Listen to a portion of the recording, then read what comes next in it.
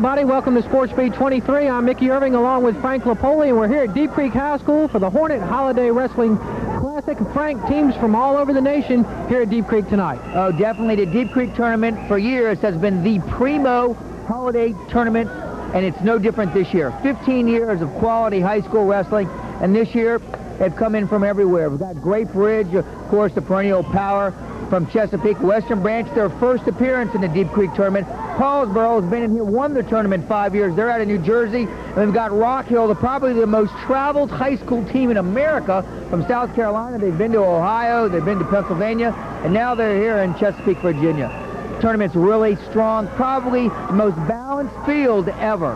Balanced field, and we're going to start off right off the bat, Frank, with some pretty good matches in the lower weight classes. We're going to start off on one of the key matches of the night at 103 between Chad Jewell and Jimmy Hawthorne, a freshman of Great Bridge. What do you think of that match? Well, you know, don't go to the refrigerator. That's like we tell you that a lot, and this is a great one. It's a great matchup, the classic against David against Goliath. The ninth grader, Hawthorne, makes the team just within the last couple of weeks, has a great tournament, finds himself in the finals. This could be his day. This could be his night. But he's got a tall order as he gets the two-time AA state champion, Chad Jewell, a big, physical, mean guy who's out to slap this young guy around and show him who's boss. Great Bridge also has a man coming in at the next weight class at 112. Sean Darnell will go against Chris Gorman of Kempsville, a pretty familiar foe for Darnell. Remember that, Darnell and Gorman. They could be back at the regional finals, back in the state finals. They're two of the premier 12-pounders in the state. Of course, Darnell is the state champ. He's the king. He's the one they'll be shooting for. And another key match tonight will come early also. 119, our favorite Chris Viola against another favorite, Carl Perry. Frank, you're not going to know who to pick in this one. Oh, man, I don't even know how to think. We got 3's a big one, 12's a big one, and then we got to 19. Shoot, we've only gone 3 matches. I've already lost about 5 pounds just talking about it.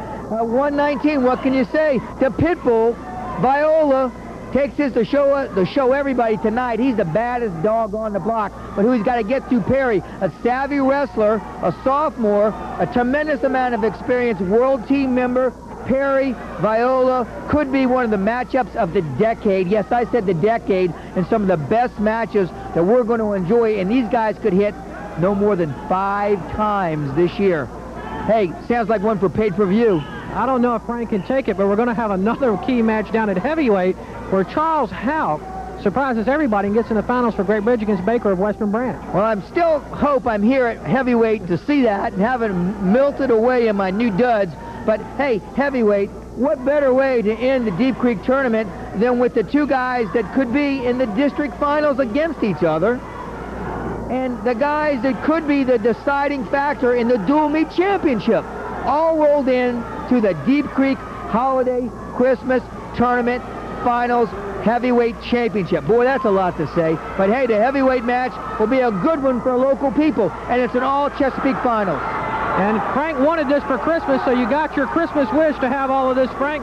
And you know, something that you've been waiting for, Frank's going to reveal some new nicknames tonight, because we know the Professor's gone and the Terminator's gone, so you're going to reveal some new nicknames for us tonight, right? Right, the Professor's gone, the Terminator, the Dumpsters, they're all old hat. But there's some new ones. There's the Pitbull. You may know who that guy is.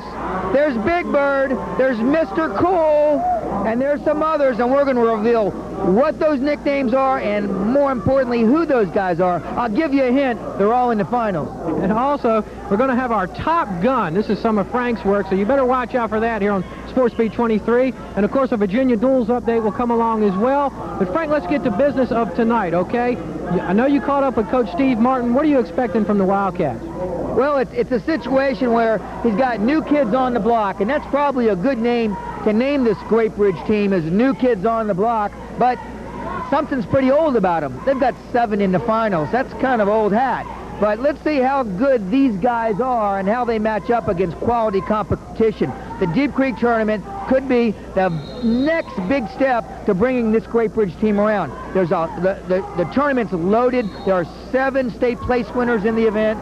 In the finals tonight, there are 2 state champions. So, hey, it's going to be a tall task. Not to underrate Western Branch. Western Branch has 3 guys in the finals. They're looking to make a statement and get here. They're here tonight Western Branch is here tonight in the first Deep Creek tournament to get closer to that big matchup at the end of the year, and we'll be there to see if they can unseat Great Bridge, and they just could do it. Well, we caught up with Coach Steve Martin, and this is what he had to say just moments before his team was ready to take the mat in this individual matchup here from Deep Creek. This is what Coach Steve Martin had to say.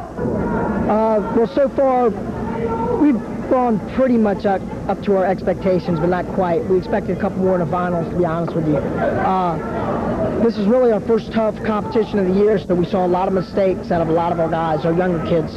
We do have a real young team this year, and that's why we came to this tough competition, to find out what our mistakes are and how these kids will react under pressure. In the finals tonight, our key bounce, I would say, would be at 119 would be the showcase of the night. Chris Viola, state runner-up, versus Carl Perry, our kid, at 119, who was third in the state.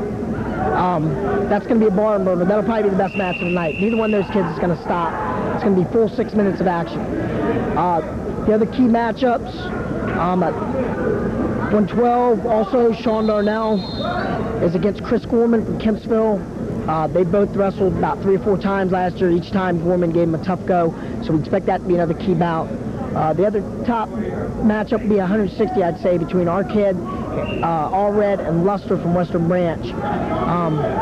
Luster is the #1 seed. He's undefeated. Allred's the #2 seed. He has 1 loss. We're looking forward to that match. The other match we're looking forward to is at heavyweight, where Charles Houck, a senior who's been around for 4 or 5 years paying his dues, has finally got his shot, and he's on a roll. He's 11-1 or something like that, and he's going up against a tough opponent. So overall, we fulfilled some of our expectations, but not all of them, because we would have liked to have had 13 in the finals. We would have liked to have a perfect showing, but 7's not bad. Western Branch in a strong third, Frank. They have to be pretty happy with what's going on so far. Well, there's only one way to find out just how happy they are, and that's talk to the guy who's driving the chariot. Terry Perdue is running the guy. He's the head coach. He's got a mission in mind, and hey, this is what Terry had to say. Well, this is the first time I've been in the tournament. I started here in '79, came back. It's nice to be here, nice to be invited. The competition is really super, and it's going to try to help us prepare ourselves for our district tournament coming up. This will be the first time we've ever ran into Great Bridge before we actually wrestle in a dual meet competition. So to give us some idea, and we're still playing with our lineup. We've got kids that we're going to shuffle in and out and try to get them some experience. We're still trying to fill a few spots. So we came in here, and right now we're currently in 3rd place, and we're happy right now. And we've got 4 guys in the finals. We've got Chris Viola, who's was seeded #1 here. He goes against Carl Perry. That's going to be probably the feature match of the night, and it's going to be really tough. I think it's going to be an excellent match. At 160, we got Brian Luster against another Great Bridge kid, Billy Allridge, and that's going to be a good night. There's a matchup 1 and 2 in the area. And at heavyweight, we've got Baker, B.J. Baker against Charles Holt, and that'll be another. That might come down to the dual meet championship, and it might determine who wins the match there, and it might determine who wins the individual tournament champion. Then 189-pounder Tony Hall is in the finals against a kid from Paulsburg. We're just happy to be here, and we're looking for some real good competition and prepare our kids for later. Frank, a tournament of this size is a great deal of work, and Deep Creek has done a good job out here putting this tournament on. Frank was able to catch up with Coach Steve Culpepper, the Deep Creek Hornets, who is also the tournament director, and this is what he had to say. I think this is our toughest lineup. This tournament started in 1979. Frank was there. They won it. It was at Bethel then. I think our toughest lineup ever. I mean, we added Tallwood and Western Branch this year. Western Branch is 2nd ranked in the area, and they've got a few tough individuals. And Tallwood has some really tough kids at 3 and 171. But it's a great tournament. There are a lot of tough wrestling. I think we've got like 7 state place winners, you said, in the finals. It's just been some hard action. One of the officials, Gary Beatson, said this is the 3rd toughest tournament in the state besides the state and the eastern regions. So it's just Yeah, my guy, Ryan Baker, he's in the finals at 171.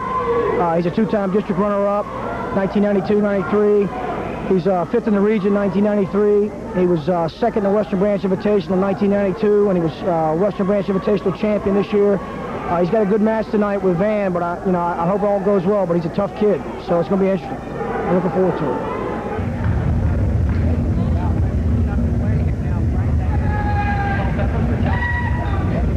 All this tournament work, and it's a lot of work, Frank, to put this tournament on, but now it's time to get ready to get down to the nitty-gritty, starting off at 103 with a great match between Chad Jewell and an unknown Jimmy Hawthorne, a name we're going to hear a lot about. They won't be unknown for very long. These two guys between them are 18-0, a ninth grader against a senior. I like to call it David against Goliath. Look for Chad Jewell to come out and just bull his way into position and have his way with Jimmy Hawthorne. Hawthorne, the technician, slick, smooth, but a little bit young. Here we go with live action. And we're started with our first bout of the year here, Frank. I know you're excited. Man, it is the Great Bridge wrestler against the Poquoson High School wrestler.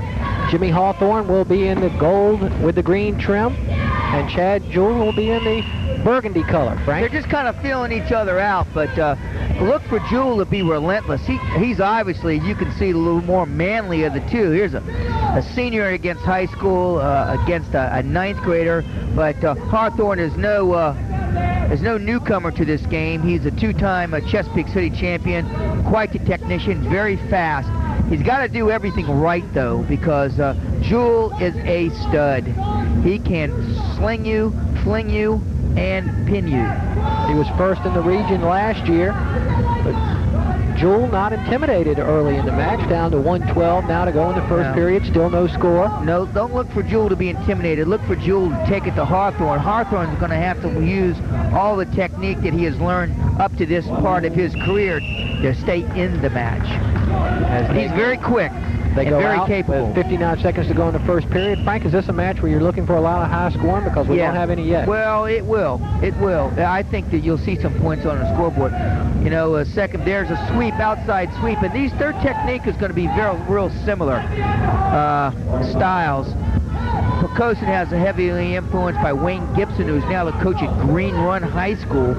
And, of course, it's that, we'll just call it, there's a little butt drag. See that little counter stuff? Hawthorne gets on top. He gets the sweep. Jewell takes a shot. Hawthorne scores the point, kind of a defensive score. Now Hawthorne at this point has got to keep him tight and keep the match close. Jimmy Hawthorne takes the 2-point lead. He'll be on top 2-0 with 14 seconds to go in the first period. The freshman this year, 8-0 already on the season, going against Chad Jewell of Poquoson.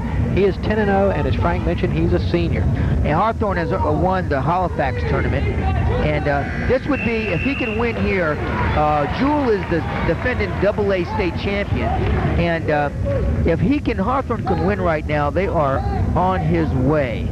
He's a two-time state champion, excuse me.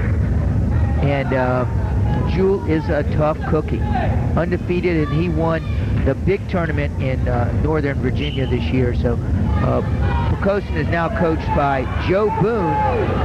Joe Boone, a former three-time Granby state champion. Jewell, however, still down by the 2 points here early in the second period, and 2 more points for the reversal for Jimmy Hawthorne. Well, like I said, Hawthorne has to do everything right, and at the moment he is.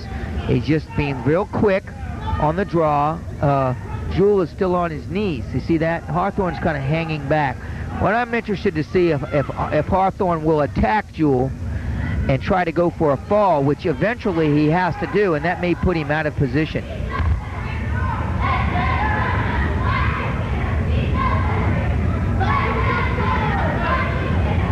We've got some nicknames. Remember last year we had the Terminator, the Dumpster, the Professor, the Angel, the Avenger, and now you can see the score is now 4-0, and we've got some nicknames coming up for you, and our first good nickname will be at our 112-pound match. As you got a quick look at the dapper Steve Martin here at the Deep Creek Holiday Wrestling Tournament. Great Bridge, the team on top, well in command, Frank. So we're going to look at the individual matches, because the Great Bridge is going to walk away with the championship here tonight. The battle's going to be for see who gets third place.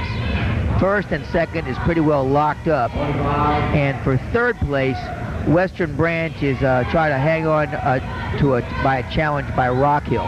Paulsboro of New Jersey is a solid second, as Frank mentioned. And back to the 103 match, however, the freshman Jimmy Hawthorne still up by 4 points with 28 seconds to go now in the second period. But Hawthorne's not doing anything, like I said, to trying to attack. There's one. There's an escape there. And so let's see what happens. Now again, Hawthorne is the puncher. He's the banger. I mean, Jewel. And now let's see. Remember, the last score by Hawthorne was a counter move. And there's Jewel on a sweep. And he converts this. Nope, see? And he's got him. Hawthorne on a late counter.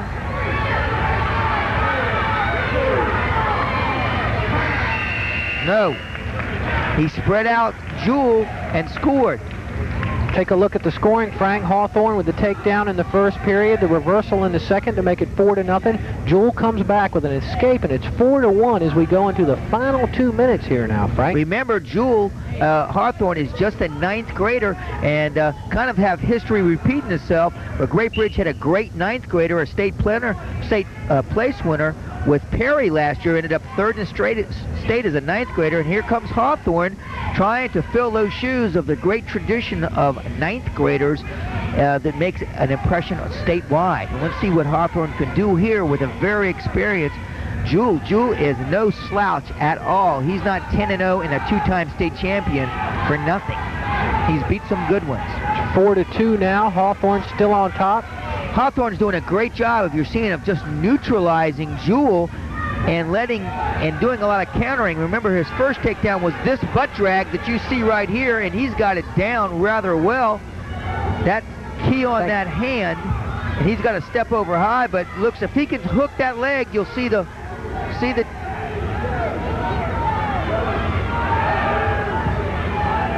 he's got it. There's the takedown.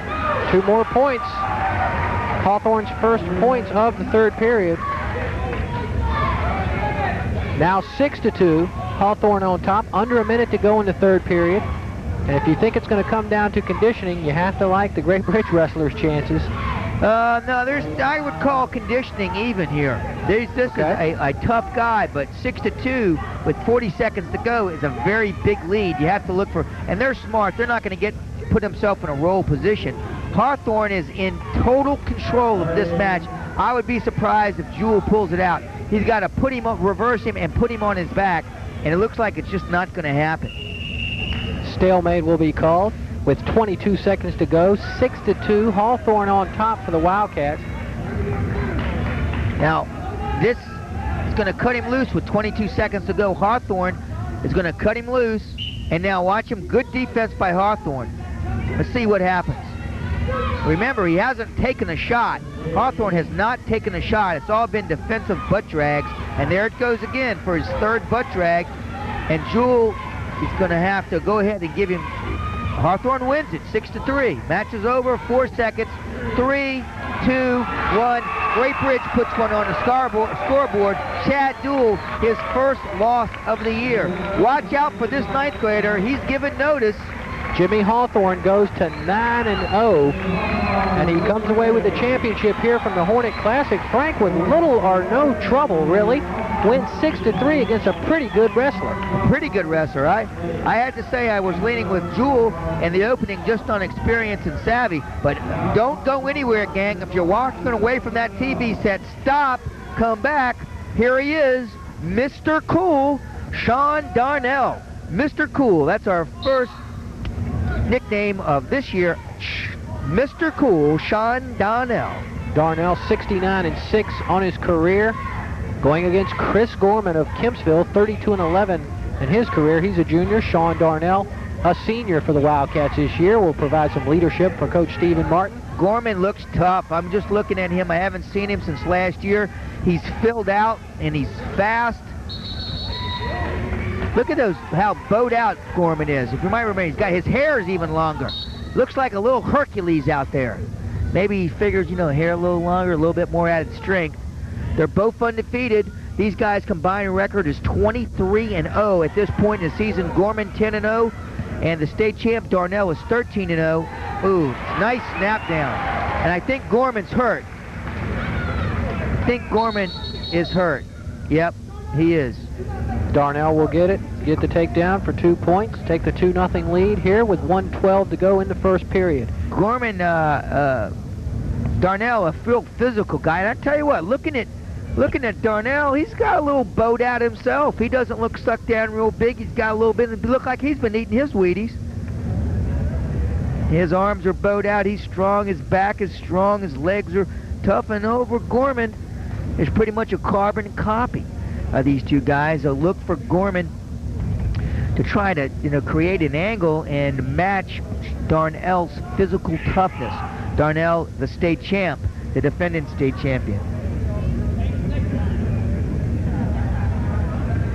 So with the 2-point lead, as the trainers will check out Chris Gorman right now, Darnell will keep moving on the mat, try to stay loose. Coach Tim Spruill shouts some instructions to Chris Gorman, and we're about ready to get underway.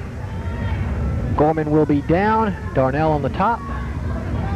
And Darnell goes with the optional start, and the optional start is he just pushes him away. But you see these Great Bridge guys, they don't kind of like just walk away from you. They push you away. They want to get a piece of you. And that's been pretty well a style of Great Bridge, and they haven't changed it at all. There's a high crotch. They're high crotching each other. Oh, a nice cutback.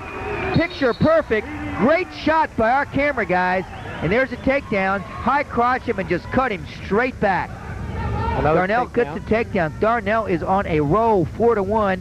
He's going to push him. Watch this. Get away, get away. See how they push you away there? They're just kind of walking away from you. Darnell will take the 4-1 lead after his second takedown. And another takedown for Sean Darnell. And they're going to cut him. They're saying cut him. And Darnell goes, nah, I'm going to throw him down. I'm going to throw him down. 6-2 now. Sean Darnell with his third takedown of the first period. I'm just really impressed by Darnell's physical prowess. Looks like the weight room has paid off. Look at him pushing him away. He thinks a little bulldozer there. Mr. Cool is a tough guy. Sean Darnell. You know why they call him Mr. Cool? I know why. Tell me why, Frank. Some of these nicknames, they're just names that we think of because we're wild and crazy. But some of these nicknames are actual things that these kids have had with them. Or look at that, throwing him and pushing him into the referee. Almost took the referee down there. He's tough. Mr. Cool, there was a contest at Great Bridge, I understand, and they had to sit on a block of ice. Well, here's Darnell and the football players, and there's two more for Darnell. Another takedown, his fourth of the period. Oh, in a roll. Did he get it? Scores 8-3. And Darnell sits on a block of ice for 45 minutes with the football players, and he comes up with the name Cool. But when you're the state champ, to me, it's Mr. Cool. Mr. Cool is going to have the 8-3 lead with 4 takedowns in the first period alone, Frank. I'm looking over my good friend Paul White, Virginian pilot. You read him in the newspaper, does a great job, and we're going to get him on camera sooner or later if I can talk him into it. He liked that, Mr. Cool. I never know, might make it in the newspaper. Mr. Cool, Sean Darnell. Well, Sean Darnell, to get to the finals, has had 2 technical falls and a pin. It's 8-4 now. He's just showing you how cool he can be under pressure. Gorman, however, had 2 pins and a 2-1 win in the first round. That's a Russian arm tie. Look at him, rushing him right to the referee. And Darnell is just having his way. The score is 8-4, but it's not as close as it looks like. But again, with Gorman, very, very, very good technician. What's going on here? Referee says, what are you doing? And so they're going to get him to go again.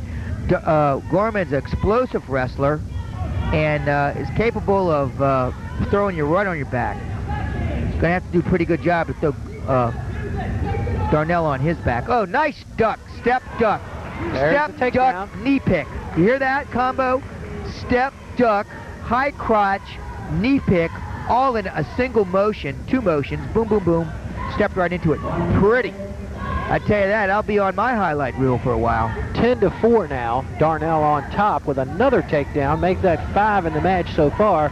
Are you surprised, Frank, with the takedowns that... No, Darnell's tough, but see, Gorman's very good. That's right. I mean, he is very, very good. And so Gorman, Darnell's showing his prowess here. It just qualifies it. I mean, he's the state champ. There's no doubt about it, and it'll be a real bad dog that bites his bone. And here's the outside. Whoa! And Gorman almost with a pancake. We've got a couple of neat things coming on here. You know, we've got our nicknames, and there's Darnell throws Gorman right on his back. and referee's got 2 in his pocket, what they say. That's Jerry Kirby, the referee, and the assistant referee is Gary Beatson. And there's 2 back points for Darnell, and that makes it now 14-5. And I thought this match would be a lot closer. We've got a new thing that we're going to be doing this year in one of our new departments called Top Gun. And we'll be announcing who our very first Top Gun is. And it's not because of this tournament, but we'll be kind of looking at some kids that are on all the teams that, you know, show leadership quality. And our very first Top Gun will announce tonight, and he happens to be in this tournament. And I bet he's in the finals. I bet he wins in the finals, too. 14-5 now in favor of Sean Darnell, the senior, with 9 seconds to go now in the second period. Easily on top of Gorman right now. Chris Gorman, no slouch, the junior from Kempsville. But Darnell looking impressive for He made it look Stephen easy. Martin. Sean Darnell. And there's still, it's just the third period, and it's 14-5. I thought it was match was over. The only points Gorman able to get tonight on escapes, as Mr. Cool, Sean Darnell, the Great Bridge Wildcat 112-pounder, in good shape right now. Well, it's we're in the third period. Ooh, if you were planning on getting anything to eat, that was pretty. Wasn't that neat? A somersault. There's the escape for Darnell. I call that an escape the long way. The long way around. If you're planning on getting anything to eat, you better get it right now. Here, going in the third, we're in the third period before the next match at 119, the premier match, one of the premier matches. Look at this. He's going to pin him. He's going to pin him. For Darnell, going for the pin now at 132. He got it. Darnell, Sean Darnell comes out against a tough Chris Gorman and has his way and gets the pin with 132 remaining in the third period. Made it look easy, didn't he? And a sign of things to come for Coach Stephen Martin the rest of the year with Sean Darnell in at 112, Frank. Well, somewhere along the line, I'm going to slip over and have a word with Sean Darnell during the course of the match somehow, and we've got some things to share with him, and I know he's got some things to share with us. A very astute student as well, I might add. A real gentleman, quite contrary to his wrestling prowess, because he's quite a tough cookie. Well, Frank, I want you to put your seatbelt on now. I got it. Get strapped in. Tightened because up. We're coming into 119, and we're going to have from Western Branch the Pitbull, Chris Viola, and Carl Perry at 119 from Great Bridge, the sophomore against the senior. And the people here at Deep Creek are going to get their money's worth with this match right here, Frank, at 119. In case you've forgotten, last year at 112, the Pitbull Viola was second in the state. And at 119, Perry, who was back at 19, was third in the state. So we got 2 state place winners, number 1 against number 2 in the region right here. These guys could hit probably 4 more times this year. Perry had a 10 fall and a win to get here. 2 wins for the Pitbull, Chris Viola. Oh, a high crotch by Perry. Doesn't waste any time. He's in deep. But I tell you what, the Pitbull is hard to score on. He looks like it. Matter of fact, he had a little shirt on that said, "Pitbull, beware." The Bob Simon, the assistant ref on the mat, was in our way. I'm glad he moved just then. And there's a Russian by Perry, which is smart technique. You got to slow the Pitbull down, and a Russian is one way to do it. A Russian is 2 arms on 1 arm. And look, Perry's just kind of looking for a way to go and picks to the right side. Then he high crotches to the left side. And whoa, and then there's and Viola finishes it up with a high crotch. So there was great movement there, and they stop him because he has his knee blocked. No big deal. 2-zip now for the Pitbull. Chris Viola for Coach Terry Perdue and the Western Branch Bruins jumps on top with 1:16 to go in the first period. And Frank's still buckled in because this one has a long I'm looking over at Perdue, Coach Perdue, and he can't seem to get the Pitbull in the cage. Purdue's hauling out some technique to him, and Pitbull just kind of snares at him. He's got it under. He thinks he's got it in his own control. Look at that, a high step by the Pitbull. Perry, and he hustles back to center, and so does Perry. Remember, Perry was a cadet world team member. Perry did get the escape on Viola, and it's 2-1 now. Under a minute to go. First period. Look at this. 2 more points for the Pitbull, and he's in good shape right now. I told you earlier, the Pitbull, look for the Pitbull. He's the brawler. 3 back points. He's the brawler. Look at with the pit bull, if it was in boxing terms, the pit bull went to the ribs and came up to a quick to the chin and put Viola down to the count. Held him for a 4 count, maybe a 5 count. The score is now 7-1 in favor of the pit bull. He's gnawing at the bit. Viola gets the takedown and the back points. As Frank mentioned, 7-2 now as Perry gets an escape. That's a big lead. I said, watch if the pit bull goes out to a big lead. Whoa, that's just a high lift. Iranian, and he's going to cut across him and throw him on his back again. 2 more takedown points for Viola. Well, they called this a big match, and it's lived up to its billing. 9-2 now after the takedown from Viola. The pit bull against Dink. Dink in trouble right now as he's down 9-2 after the second, make that the third takedown for Viola here in the first period. Carl Perry is a childhood nickname, they call him Dink, and that works for me. Well, Dink's got to get off his duff and get things going here, don't you think?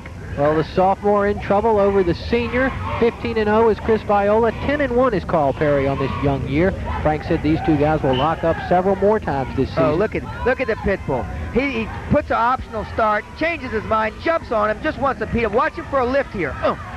Drives him out of bounds. May be impossible, Frank, but with 3 seconds to go in here in the second period, you know the pit bull's going to come out in the third. When will he start being a little more conservative with a big lead? He won't be conservative, but let's look at the other turn. His aggressiveness could work against him if he's too high and gets caught and rolled. Believe me, Perry can put you away very quickly. So on the other side of the coin, watch for the pit bull being a little too aggressive. The number 2 ranked Chris Viola on top of the number 1 ranked wrestler in Tidewater, Carl Perry. 9-2 now as we start the second period. Oh! Nobody has control. He's got it behind his knee. That should be... No, not really. Good call by the referee. Gary Beatson on the mat. The number 1 official in the association is on the mat. He's assisted by Bob Simon, former coach at Indian River High School, former state champion at a Granby High School. Viola the pit bull just can't get enough of Perry, and it seems to... Oh, everything seems to be working. He's going to pin him. He's going to pin him. Going for the pin now. The He's pit bull. He's going to pin him. 1:30 to go to second period. He doesn't get it. He's going to pin him. Trying for it again. And he's pinning him the hard way. 3 back points for the pit bull. It's 15-2. That pit bull's chewing Perry up. 3 back points for Viola. Perry will get the escape. It's 15-3. Okay, it's 15-3. That could be bad, but again, Perry, it only takes a second. Perry hasn't gotten anything going at this point in time. It only takes 1 move and the match is over. 1:13 now to go in the second period. 15 to make that 17. There it is. There's the roll. After the takedown. Let's see if Perry can convert it. He's not in real good position. Pitbull's just beating him up upon the head. He's going to have to change it over. There's a cradle. Nope. Pitbull's in good shape. Just kind of posting back with his hips. 49 seconds now to go in the second period. Nope. That's just good balance by Viola. The Pitbull's gnawing at the bit here. Down to 35 seconds to go in the second period. That's good balance. Viola is a quality college top-notch recruit. Viola, he's a stud, control here, 17-3. With 31 seconds to go in the second period. The Pitbull in the blue and gold of Western Branch looking good right now. Frank here at 119, our third match of the night. And Pitbull's on top. Let's see what he does.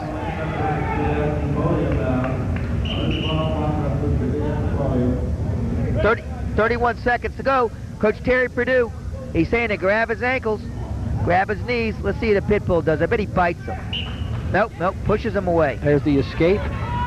The second score for Perry of the quarter. Little snap down. Got a butt drag here. Far knee, posting away at the hips. Good move, and now he spins. That's that explosive power. Watch him face him. Watch the Pitbull to shoot off this. I told you, and a high crotch. There's the takedown by the Pitbull, who looks very impressive here. He did it earlier today. He counters. Technical fall over. A technical fall. What a match here.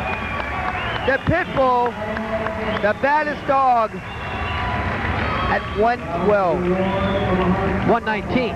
119. No, 119 now? Frank. Golly, boy, how these boys grow up. However, that's no slouch he was wrestling against there when he goes against Carl Perry. These guys are going to lock up several more times during the season. It's going to be a classic matchup between these two. We're going to look at our next match now at 125 between Pete DePaul of Paulsboro, New Jersey, and Eric Carlins of First Colonial. Carlins has had a tech fall and a win against Aaron Beatson of Great Bridge, 6-5 to get to the finals. And 3 matches for DePaul. He had to wrestle in the first round. He had a pin, make that 2 pins. He also pinned Tony Peppers in the semifinals and won by forfeit in the quarterfinals against Bell of Deep Creek. That is the wrestler Pete DePaul of Paulsboro, and he's ready to go. He'll be in the red. Eric Carlins of First Colonial will be in the gold with a blue trim. Career record of 55-21 for DePaul. And Carlins 9-0 this season, 30-14 in his career over at First Colonial. He was a tournament champion last year over at Western Branch. And Frank, I know you like this, he's a member of the National Honor Society.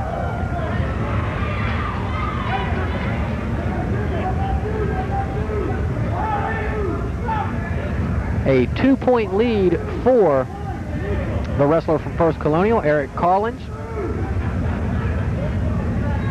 An escape for DePaul to make it 2-1.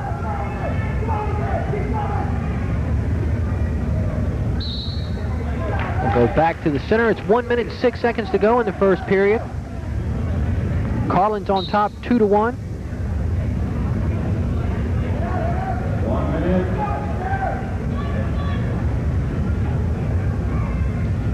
Neither wrestler in control right now.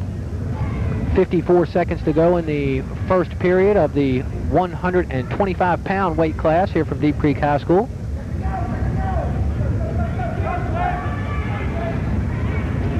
DePaul will get the takedown to take the lead, 3-2 now in the first quarter. So he will be in the lead, 3-2 after the takedown, Frank. Yeah, but I had to go on a little.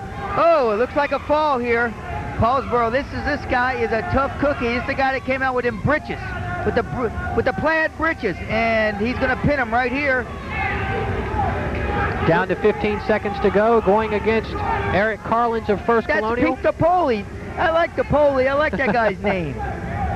Nope, there's the pin with at 125. The Paulsboro wrestler gets the pin in the first quarter. Pete DePaul, as Frank likes to call him. I like him. Gets the pin. I think I have my dad was there in the Navy. 6 seconds left in the first period. He's a tough cookie, DePaul.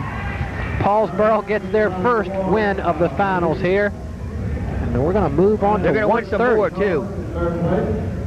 We're going to see Greg Harvey of Paulsboro next. This guy is Daryl Irby of Rock Hill Academy out of South Carolina. Irby, second in the state last year in South Carolina. Fifth in the Ohio Midwest Classic. Second in the Chapel Hill Classic that had 18 teams. The Rock Hill wrestler Dale Irby. He'll be wearing the black with the red trim, and of course Paulsboro will be in their red. And Greg Harvey was a 1992 Deep Creek champion. As a good round of applause by the crowd for the Pitbull, Chris Viola, who gets his award here at the Deep Creek Classic. We're about ready to go underway here at 1:30 now. Greg Harvey of Paulsboro, a junior, 7-0 on the year against Daryl Irby, 13-4, just a sophomore from Rock Hill. Rock Hill used to come to this tournament and dominate. They won the championship from 83 to 87 here at Deep Creek. Great Bridge, of course, is the 3-time defending champion. And Western Branch this year making their first appearance here at the Deep Creek Holiday Classic. No score with 1:40 to go in the first period between the two out-of-state wrestlers. Again, that's Harvey in the red for Paulsboro and Irby in the black for Rock Hill. The sophomore against the junior. And we'll have our first special guest in just a couple of minutes. The Pitbull, he was winning the locker room, but he hadn't finished his Perino. Oh, look at that hip lock. There's the takedown for the Paulsboro wrestler. I like this Greg Harvey. Paulsboro guy. He looked tough last year. I think he won this thing last year. He did win it. And he was just looked tough, and he's just let's go, man. They are tough cookies, both these guys. Escape for Irby makes it 2-1. Hey, look at this bear hug. You don't see this real often. Pulling him to the center. See if he can score it. Don't think so, Frank. Didn't get it. It's going to You remain don't see a 2-1. lot of bear hugs, pal. And that's 2 he's hit. Well, Frank, people haven't seen you around the buffet line if they haven't seen Really? a lot of bear hugs. That's true. You know, I'm a little disappointed in you. You didn't say anything about my new GQ look. My wife took her an Frank, hour to dress me. I'm going to have to before go I came. buy some new clothes now. Yep. Well, look, we've GQ got. Frank Hey, we're Rapoli. not finished with our new and improved nicknames this year. We got a few good ones coming up, gang. Some real good ones coming up. And we'll get them as we head up the line. And if you got any good ones, please give us a call at the station. We need your support if you expect and if you want to see more of this great high school wrestling. Gang, you got to give us a call at the station. And Call us at WCTV at 547-1748. And you can catch all the wrestling action here on Sport Beat 23, starting Saturdays at noon, Mondays at 4 p.m., and Thursdays at 7 p.m. right here on Channel 23. Sports Beat 23 on WCTV. This is Mickey Irving along with Frank Rapoli from Deep Creek High School.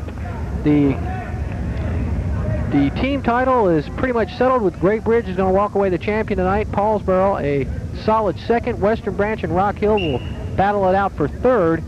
It's 2-1 now with 7 seconds to go in the first period. these guys are throwing some big guns up there. Another bear hug. Greg Harvey in the red from Paulsboro, New Jersey. He does that In the lead. double straight up to a bear hug. He's going for all the bananas. He's like trying to slam dunk on every shot. That's the way the first period will end. It's 2-1 as we're going to be joined at the booth now, at the table rather, with the pit bull, Chris Viola, and we're going to get him settled in here. Chris, congratulations on the big win out here tonight. I understand you're still out of breath, but you're pretty good here at the table. Oh, thanks. So we're happy to have you. Congratulations on the big win. I just want to point out to it the influence of, the guys here. Pitbull, and he even spelt the Pitbull right. I didn't mean to get you away from your Purina back there, but boy, you had a heck of a match. Yeah. Well, yeah. Is there anything particular? It looked like you're doing a lot of counter shots off your snaps. I think your opening score, he snapped, and you high crotched. You snapped and re-high crotched him, and you hit that a couple of times. You were shooting off countering. I mean, that's what you got to do, really. Just keep shooting. Never stop for a second. Well, was anything that you're seeing that was coming open regularly out there, or did you see something that you're taking advantage of? No. I mean, I don't know. I just shoot. Just shoots, okay. And the way you have describing your matches is quite remarkable. Yeah, that's why he's going to replace you one day, Frank. Really, I can tell see. you what, and he's got a lot of those dog chips on his chin. Well, Chris, let me ask you now, is this the guy, Perry, is he the guy that during the summer, is he the guy that you're thinking of is going to be your toughest competition so far during the season? Is he the guy that you kind of key out? From the summer? Yeah, is that the guy that you kind of think about, that this is the guy that you're going to gun for? It's This is going to be pretty your much- toughest competition? It's pretty much going to be me and him all the way, I think. Probably in the finals of districts all the way up. Well, let me ask you this. In the semifinals last year, you had a big match. Then in the finals, you didn't win. You had the guy, it just didn't work for you. Now, tonight, everything worked for you. I think you could have jumped upside down, spun on your head, and scored points. Do you feel as though you were in the zone tonight, or is that what you expected to do? You always kind of, hope to win. Don't really expect to do Well, I'm not anything. talking about winning. Everything was coming right together. You almost pinned him on a reverse roll. You had the arm and you stack him up. It's hard to pin a guy with that. You almost ended it right there. I like that. You like that move, huh? So, well, I like to keep you here longer, but it looks like you're a loss for words. I'm always like that. You know that from last year. We know that. We know that. I mean, Don't yeah. worry. We'll work with you in the off season on speech therapy. Well, that's okay, because you're going to take Frank out for me. I before tell you the end of that, the if you season. keep going this way, we'll be calling him Mr. Pitbull. And I want to congratulate you on a heck of a thing. I think it was your best performance I'd ever seen you wrestle. Been following you for years, and I hope you keep it up, and I hope success falls your way. I appreciate it. I hope y'all get some success too. Thank you very much. Hey, I feel a lot better now. Thanks, Chris Chris. Viola. They call him the Pitbull, but soon they'll be calling him Mr. Pitbull. Well, back out on the mat with 18 seconds to go in the second period. The wrestler from Paulsboro, Greg Harvey, is gone to a pretty big lead, an 8-1 lead now here in the second period, so he's pretty well in control. Paulsboro will add on to that second place spot that they have. It's really not in jeopardy. Western Branch over 30 points behind. We're going to start the third period with the score 8-1 now. Greg Harvey, who won this tournament last year, and the red going against the Rock Hill wrestler Daryl Irby, who is only points of the night on the escape, Frank. Yeah, it's 8-1, and believe me, if those guys had green and gold on, or blue and gold, or everybody would screaming and hollering, you know, they're from out of town. Both these guys, they're both the out-of-staters. The New Jersey's against, the old pullback, step over, get whatever you can get move. It's hard to get and harder to explain. Frank, the way these guys, with their body shapes and everything, they're pretty much look like they're wrestling each other. I mean, it's like a mirror image out there with these two guys. They really are wrestling. Is this the build that you want from a 130-pounder, Frank? Yeah, I like these guys, man. I like their height. I like their size. Why do you like the height so much? Well, see, watch their arms, the length of their arms, opposed to the Pitbull, who's just a short, I keep thinking of him as, the Raging Bull, the movie The Raging Bull, Jake just a LaMotta. pounder, Joe Frazier type of style, pounding you. Like he said, well, all you got to do out there is shoot. And looks like he's going to try to catch him, but see, they're both in tedious positions. And there goes Harvey and scoring some back points here, and this should make it 11-1. No, Harvey will only get 2 back points. It'll be 10-1. And he's got him there. Oh, he's going to pin him. It's over. Pinned him. And another pin. He pinned him in a 3/4 Nelson off a whizzer. Now, for you guys that don't know wrestling, that's like pinning a guy with one finger.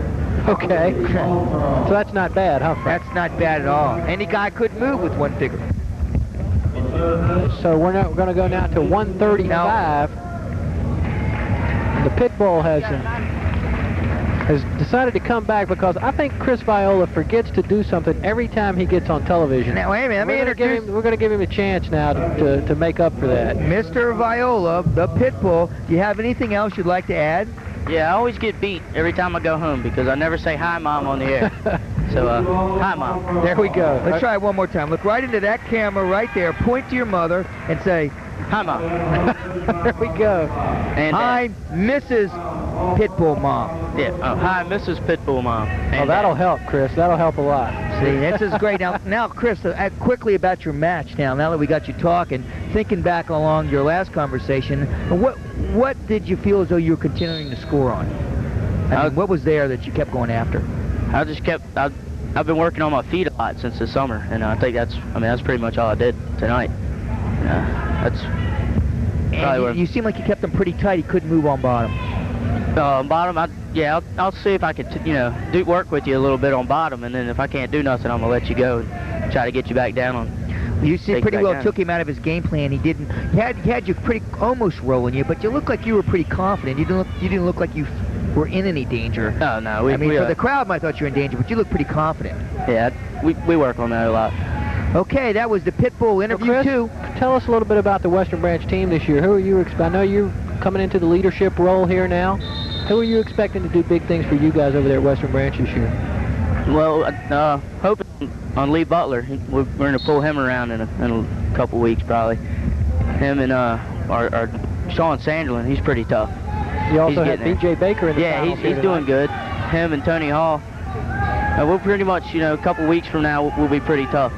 Well, I thank you for visiting with us again, and congratulations to you. And right over here, we are at the 135-pound match. No score, 52 seconds to go. Thanks again to Chris Viola. The Pitbull stops by to make sure he gives his mom that hello. He does always. He might have won that match today, but he would have lost that bout at the house. That's right. Down to 41 seconds now as we have Tommy Firth of Poquoson High School in the Burgundy going against Jason Brown of Paulsboro, the sophomore. 6-1 on the season, and it's no score in this 135 match. And the stands are a little quieter because these guys Of course, Poquoson is a pretty long ride, but Paulsboro, New Jersey is a very long ride, Right. so you're not going to get all the excitement that you get when the Great Bridge or Western Branch wrestlers are out on the mat. James Brown from Paulsboro, 6-1, just a 10th grader against the senior. Go out of bounds, and still no score with 8 seconds to go in the first period. Tommy Firth, a senior. He was first in the district as a sophomore, second as a sophomore in the region, also as a junior. That's going to end the first period with no score. Fifth in the Fairfax Invitational in 1993. Jason Brown of Paulsboro, New Jersey, 6-1 in his career this sophomore. This year he was fifth in the Caldwell tourney up in New Jersey. And as we mentioned, Paulsboro always comes down to this tournament and shows very well. They won it from 1983 to 1987, and the Wildcats of Great Bridge have dominated here the last 3 years, and they are the defending champions and will win it again here tonight. Still no score between Jason Brown and Tommy Firth. Neither wrestler in control. Jason Brown trying to make a move here now, and Firth trying to get out of bounds, and he's just about there, and they'll stop the clock with about 1:30 to go, I believe. And it will be 1:30 to go in the second period. Still no score here from Deep Creek High School. Take a quick look back at some of the winners already tonight. Jimmy Hawthorne of Great Bridge surprises the crowd. The freshman gets the win against Chad Jewell of Poquoson. Sean Darnell pins Chris Gorman. Chris Viola defeats Carl Perry. And a pin for Pete DePole of Paulsboro over Eric Carlins at 125. 130, Greg Harvey of Paulsboro pinned Daryl Irby of Rock Hill. And we are down to the 135 match right now between Brown and Firth. Still no score with 1:05 to go. Jason Brown of Paulsboro won the quarterfinal match 11-5 over Kramer of Rock Hill and Dickerson in the semis of Gloucester, 11-5. Firth defeated Sanderlin of Western Branch 8-7 in a close one in the quarterfinal. Still neither wrestler in control. And in the semifinals, Firth pinned Bird of Tallwood to get to the finals. We do have an escape point now. It is 1-0 in favor of Tommy Firth of Poquoson. Won't be 1-0 low. He's got him out now. There's this Firth, for a big guy, is showing a lot of Gumbyism here. You know, a lot of loose legs, and this is going to be a tight squeeze. But he's got his one. He should try to 15 seconds to go.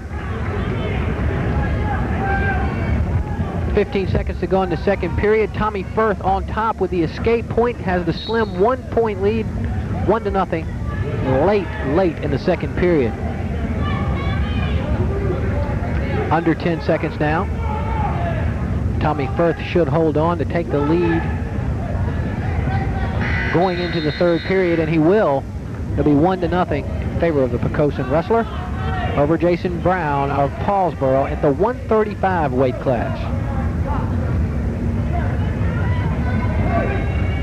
Brown will start on bottom, Firth on top.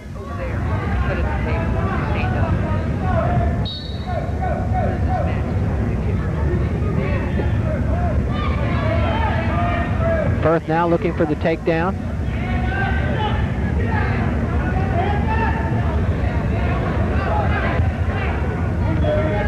There is the escape point to make it, to tie it at 1.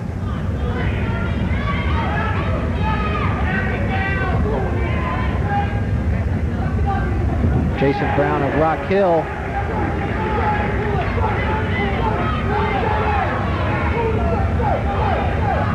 gets the takedown and will take the 3-1 lead. Or excuse me, of Paulsboro will take the 3-1 lead.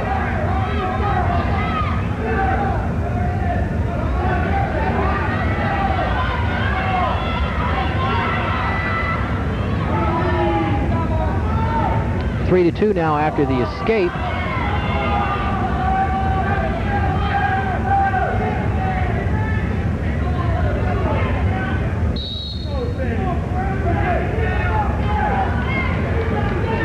Three to 2 in favor of Jason Brown of Paulsboro.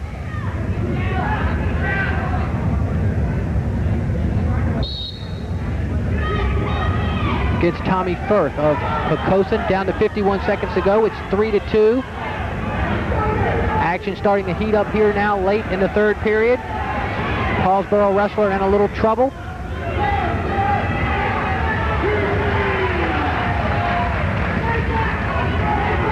Four to 3 now in favor of Firth after the takedown.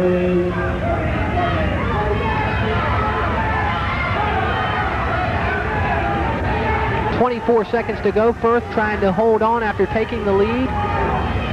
Now 19 seconds to go in the third period. Firth trying to come from behind to get the win here at the 135-pound weight class. Back points will make it 6-3 in favor of Firth. And that'll do it.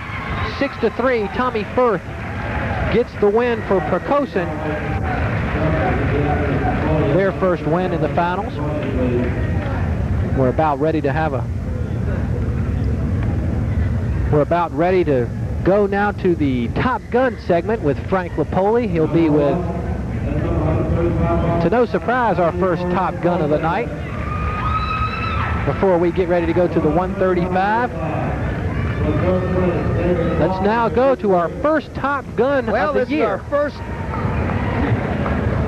This is our first Top Gun. Sean Darnell, state champion, Deep Creek Tournament champion in a big way. Congratulations to you. A big honor. Our Sports Beat Top Gun. That's I appreciate this. I mean, I've never seen Bit of a this done surprise. before. Yeah, it was. I was like, Top Gun, yeah. Well, I appreciate it, though. Well, you're doing a good job, and we commend you. You're in a leadership role this year. Yes, sir. I'm trying to get these boys motivated. We got a lot of young guys, of course you heard. So I'm just trying my best to keep these guys in, keep the winning streak going, keep it alive. So. A couple things I noticed about you. You seem bigger. I mean, I know you're 112, but you seem stronger and you look bigger out there. I mean, is it because you're doing a lot of lifting? Yeah, well, before the season starts, our preseason workouts involve a lot of lifting weights. That's mostly, more or less, what we do. And we jog and stuff. But, yeah, we lift weight. We lift a lot of weights, even during the season as we're cutting weight, so we can stay strong. And in the Deep Creek tournament, you went in a big way. You pinned a very tough Chris Gorman. Yeah, he was number 3 ranked. He hung pretty well for the first couple periods, and then I just decided to take it, to pin him. Sean Darnell, we call him Mr. Cool, our first Top Gun, and we're going to continue to do this throughout the season. There'll be Top Guns from a few teams from around the Chesapeake area, and our first one's right here, Sean Darnell.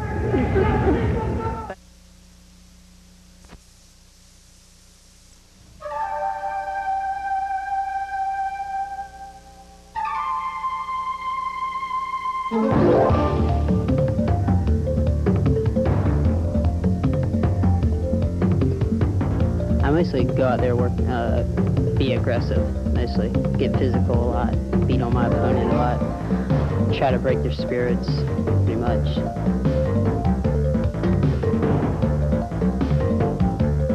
But his intensity is very high. You watch him in a match, he never stops wrestling until the whistle was blown. And sometimes he keeps wrestling through the whistle. We're trying to get him to stop that a little bit. But he's definitely is very ferocious on the mat.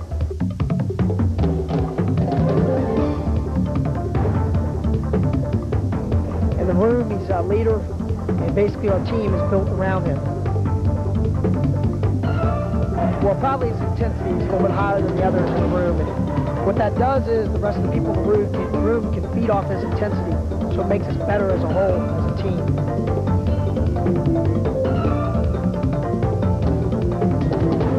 He's has very good work ethic. He's a defending state champ. Probably my state title. When I won the state title, was my biggest accomplishment so far. Of course, I've got many more matches to come, so right now this is my biggest accomplishment.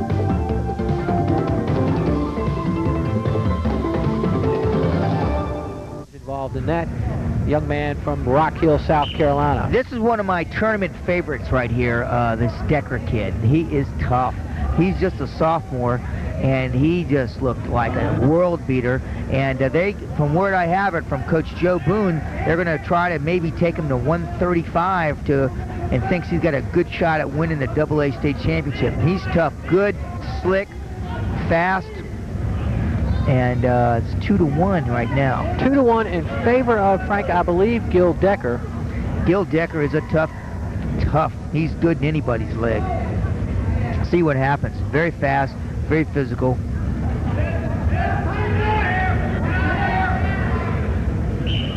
It'll stop with 27 seconds to go in the first period. 2-1 is the score.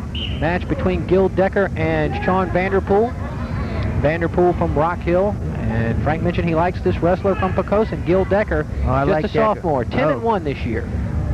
10-1. I think his only loss was up in the Northern Virginia tournament, and it was in the semifinals, a close one. And that's what's going to happen to young guys. They're going to get too aggressive, and he is.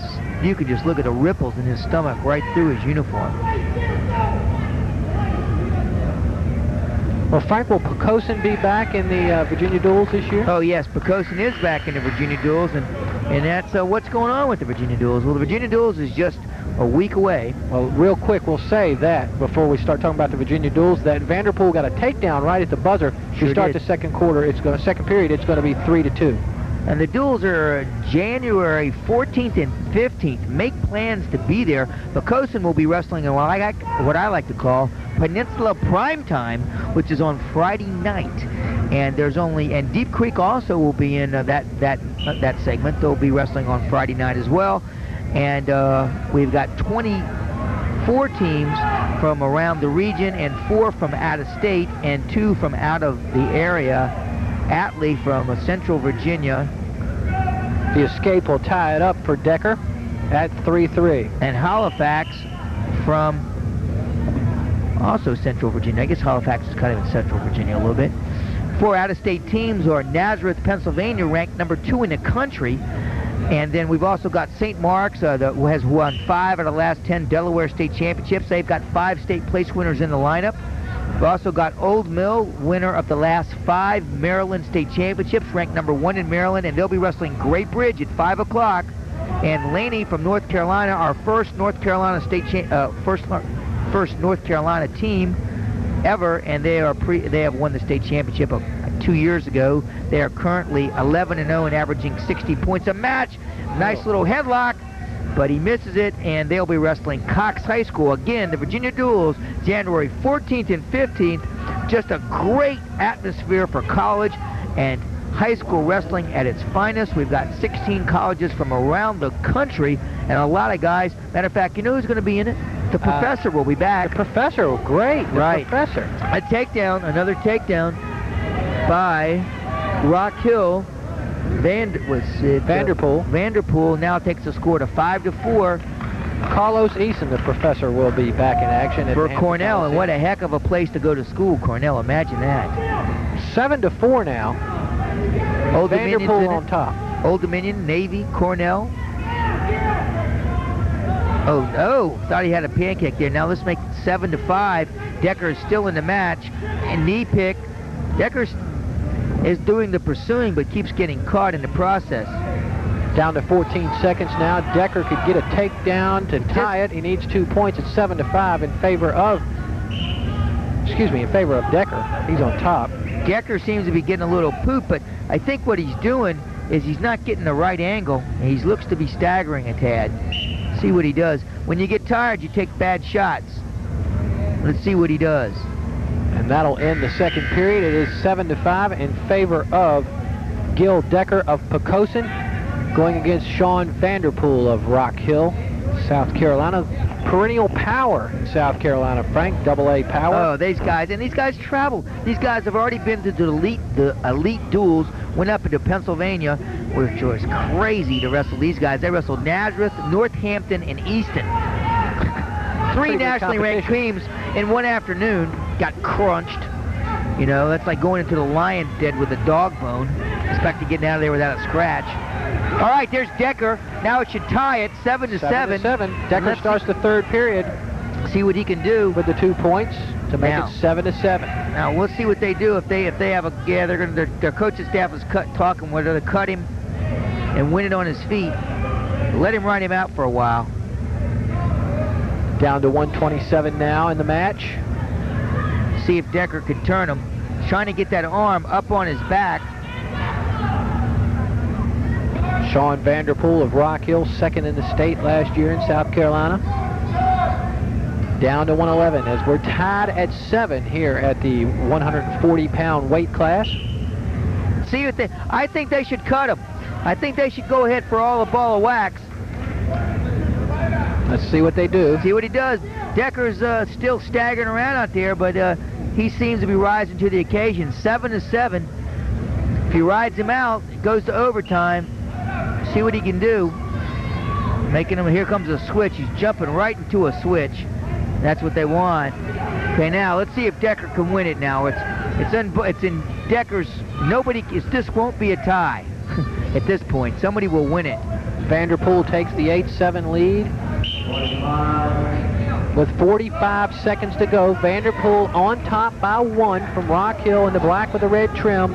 Gil Decker of Poquoson in the burgundy, down by 1 point with 45 seconds to go in the match. 42 seconds to go. See what they can do. Decker has got to get an angle. All his shots are coming straight off. That's why he's so tired. He is tired, Frank. He's tired. And stumble around. Nice shot. He's got to lift his head to the outside. He's out of position. See, he's just taking bad angles. Down to 20 seconds now. I don't know if Decker's going to have to change his whole style or just catch him with the headlock.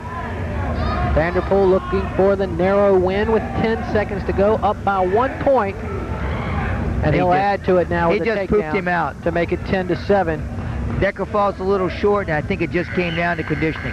Vanderpool looks good in the third period, Frank, as he gets the takedown to end it 10-7 as Rock Hill adds another championship. You know, it's been a while since we've seen a Chesapeake guy on the mat, Frank, but we're going to have one at 145.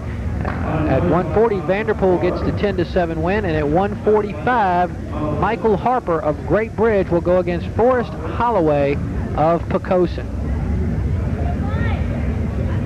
Of course, we're going to have a couple of matchups coming up. Tommy Firth of Poquoson did win at 135, so and Decker did not win, so Rock Hill stops Poquoson trying to move up the board a little bit as Vanderpool wins 10-7. And now let's get ready for 145. Forrest Holloway of Poquoson goes against Michael Harper. Forrest was, I believe, second in the state last year in AA. Second as a sophomore in the state, second in Fairfax Invitational this year, 1993. And he had a big win in him. And let's take a look at Michael Harper, the new 145, a sophomore. His record is 11-0. That'll be his career record as well. He was first in the Halifax Classic this year. Of course, Frank, I think we had an interesting thing. The Poquoson guys were just over in that corner, and now they had to go across like the Great Bridge guys, kind of like, you know, claim that corner. Maybe it was pumped prearranged, but Joe Boone doesn't seem to be liking that, and I think he's conveying it over to Holloway. Maybe that might have something in the early going here. You know, when you used to get up to these weight classes, Frank, we used to be assured of some Great Bridge points, but gone are names like Strickland and Jamie Kelly and Carlos Easton and all these guys. This is a new face to me. This is Michael Harper. Michael Harper. One of the young guns at the Wildcats. Young guns. I like that. About. Young guns. I like to call them new kids on the block. I'm sure those guys don't like that name, though, but that's too bad. Let them get their own show. Oh, nice duck to a throw. Whoa, woo! I like Holloway. He used to work for me. He worked for me in the summer. Could be why. Yeah, we used to go takedowns, and at the end of the day, I go, okay, you know, I'll double your pay, or you don't get anything if I take you down. Who won? Those guys didn't work for me long. Hands full right now with Michael Harper of Great Bridge. No score with 1:22 to go in the nice outside sweep, and let's see if he can convert. You know, Holloway's a big guy. Oh, nice. Did it pretty. Did it right. Does get the takedown. Holloway with the first score of this match takes the 2-0 lead after the takedown. 1:15 to go in the first period. Going against Michael Harper, just a sophomore at Great Bridge.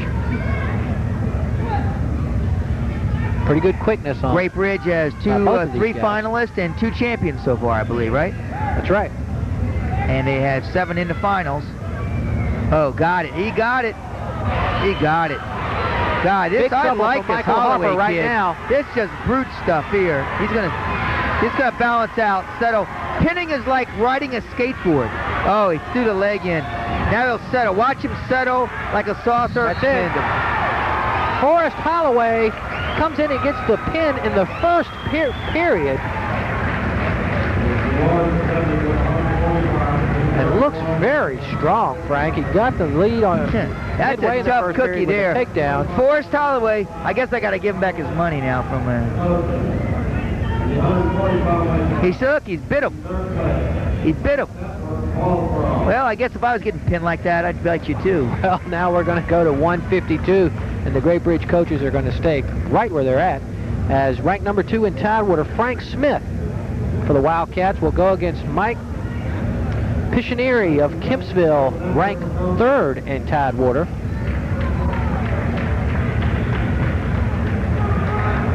So Coach Stephen Martin will send another Wildcat out onto the mat. Of course, his assistant back in the corner again this year, Chris Smith. I think the Pitbull needs to be teaching Harper something. Piccionieri of Kempsville. This should be a good one. Against Frank Smith. Smith is look, he just looks like he's got all the tools, doesn't he?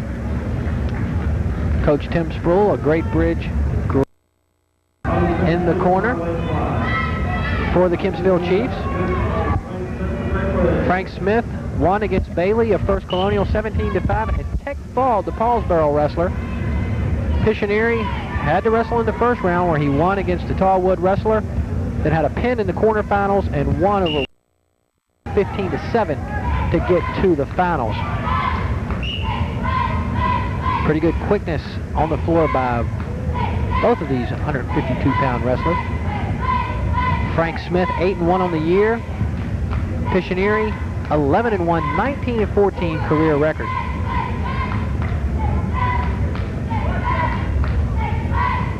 Frank Smith won the Halifax Classic where the Wildcats went this year. Still no score with 1:20 now to go in the first period, and we're going to start over as they get out of bounds.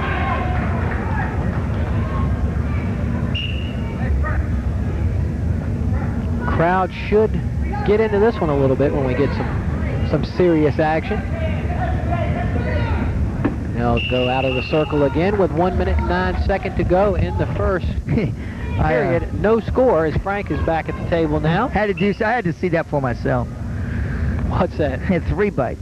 3 bites. Yeah, I think they sent him to the hospital because be sure, you know, be sure he got his shots. So a trip to the hospital. Didn't break the skin, just 3 bites. And a stalling warning now on the Kempsville wrestler Piccionieri, and that's our first stalling warning of the night, Frank. It is a nice Smith. I like Smith. He's just kind of a big, burly kind of guy. And let's see, I think he's a kind of a, you know, I just like him. We got a few of these nicknames worked out. One of them's coming right up here soon. We need one for Frank Smith, however. Well, we need one for Frank Smith and a few other guys now. And but the next one you guys are gonna like for Baker, I believe, is next, right? 71? No, Alfred. Billy Alfred. Yeah, that's it. Just like it's supposed to be done. Across the waist. Smith goes down 2 points to Piccionieri now.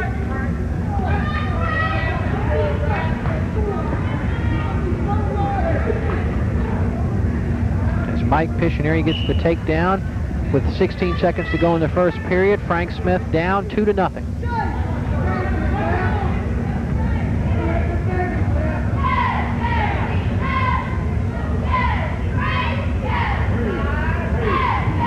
That'll end the first period. 2-1 after an escape by Smith. Frank, anybody really in control so far? Well, it's still one of those matches where somebody's going to get thrown on their back here. And that's what's going to happen here. There's a great crowd here tonight to watch this. But there's always a good crowd. This is It's a good tournament. It's always been great. In the 15 years, we had the honor of winning the very first one when I was at Bethel, and we had a great crowd then. It's always been just top-notch. Pictionary will get an escape, and he'll take the 3-1 lead. They got it kind of straight out in front. They really don't have a whole lot of angles on each other, and that's kind of slowing down the action here. They're not, like you saw the Pitbull and Perry, kind of freewheeling, creating things, letting things happen. They're kind of blocking each other out. See that? Down to 125 now in the second period. 3-1 lead for Mike Pictionary of Kempsville. Frank, haven't heard a lot about the Kempsville team over in the beach thus far. No, everybody's in a rebuilding process this year. You know, if for anybody to be, you know, for the perennial champion, Great Bridge, to be off, if you want to call it off, with 7 finalists, this would be the year to do it, because everybody kind of graduated, and it's all new names across the board. And Great Bridge is, and a few of the other teams have some. It's going to be close. I mean, this tournament here is no indication of how the region's going to end up. Well, Frank, you know, you can follow all of the wrestling action right here on WCTV Channel 23. You certainly can. Saturdays at noon, Mondays at 4 p.m., and Thursdays, a new time, 7 p.m., right here on Channel 23, SportsBeat 23. We mentioned again about the Virginia Duels, January 14th and 15th. Don't miss it. There are 26 state place winners in the event. 3-1 here. Oh, got a cradle. He's got it. 5-1. He's got his hands locked. Does he have his hands locked? No, he doesn't. If he doesn't have his hands locked, nothing's going to happen. He doesn't have his hands locked. Didn't get his hands locked. Didn't get it. If he got it, it would have been over with. Pictionary ranked 3rd in Tidewater with a 5-1 lead over the number 2 ranked wrestler in Tidewater, Frank Smith. Well, Smith just ties it up, I think. Nope. 5-3. I tell you what, and 5-1, they make that 6-3. 6-3 on an escape. Now things are loosening up here a little bit in the third period. Going into the third period, see what happens. Smith gets the reversal, and then the escape by Pictionary will make it 6-3.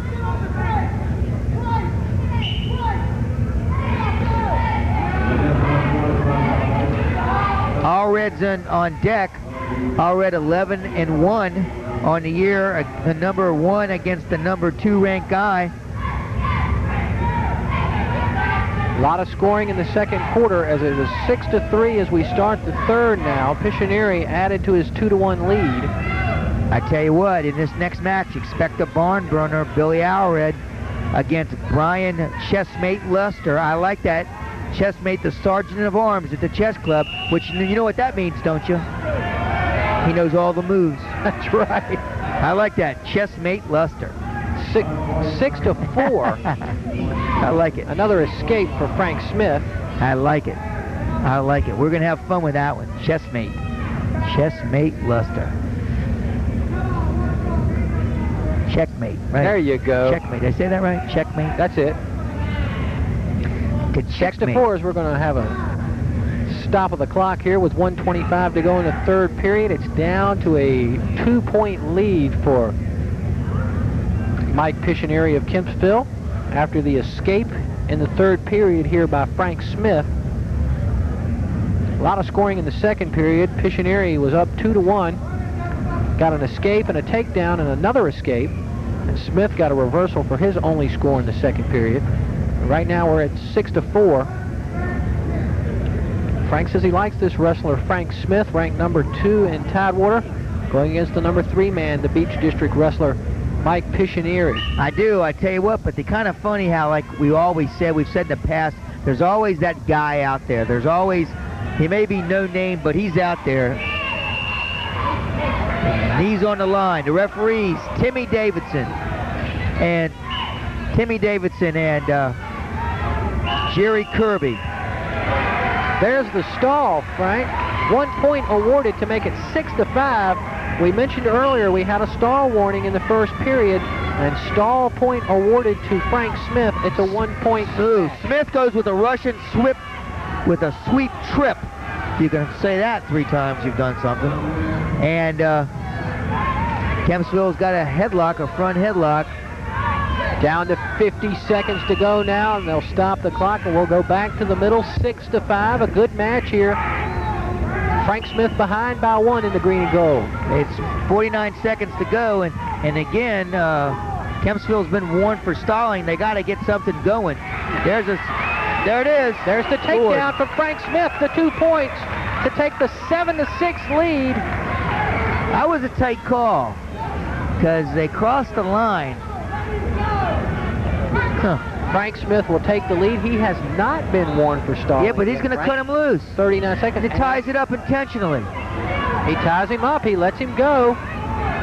Missionary will get a point. Well, there you go. There's respecting his roll potential. And I guess he's figuring he's just going to poop him out at this point. 7-7. That was As a Smith takedown. Lets Missionary go. That was a takedown according to the rules. Smith was in bounds. Kempsville was out of bounds. And he just was a quick whistle. Down there it to is. 17 seconds now. Frank There's Smith getting it going with the arm. trying to There make it the is. move. He gets the 2 points with 12 seconds to go in the third period. Down to 10. 9-7 Smith. Down to 5 seconds.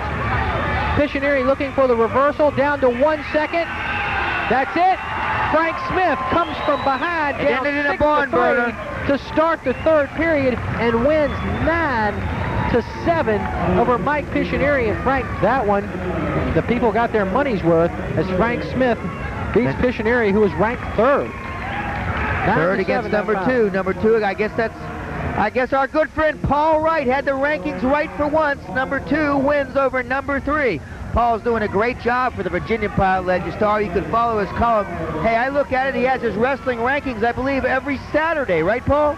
He's nodding his head. Yes, I think that's right. The rankings come out every Saturday in the Virginian Pilot Legistar. Well, let's see if his rankings can hold true here at 160 as number 1, Billy Allred for the Great Bridge Wildcats goes against Brian Luster of Western Branch in the blue and gold for Coach Terry Perdue. He is ranked 2nd in Tidewater. Brian checkmate Luster. I like that, checkmate. He looks like a chess kind of guy.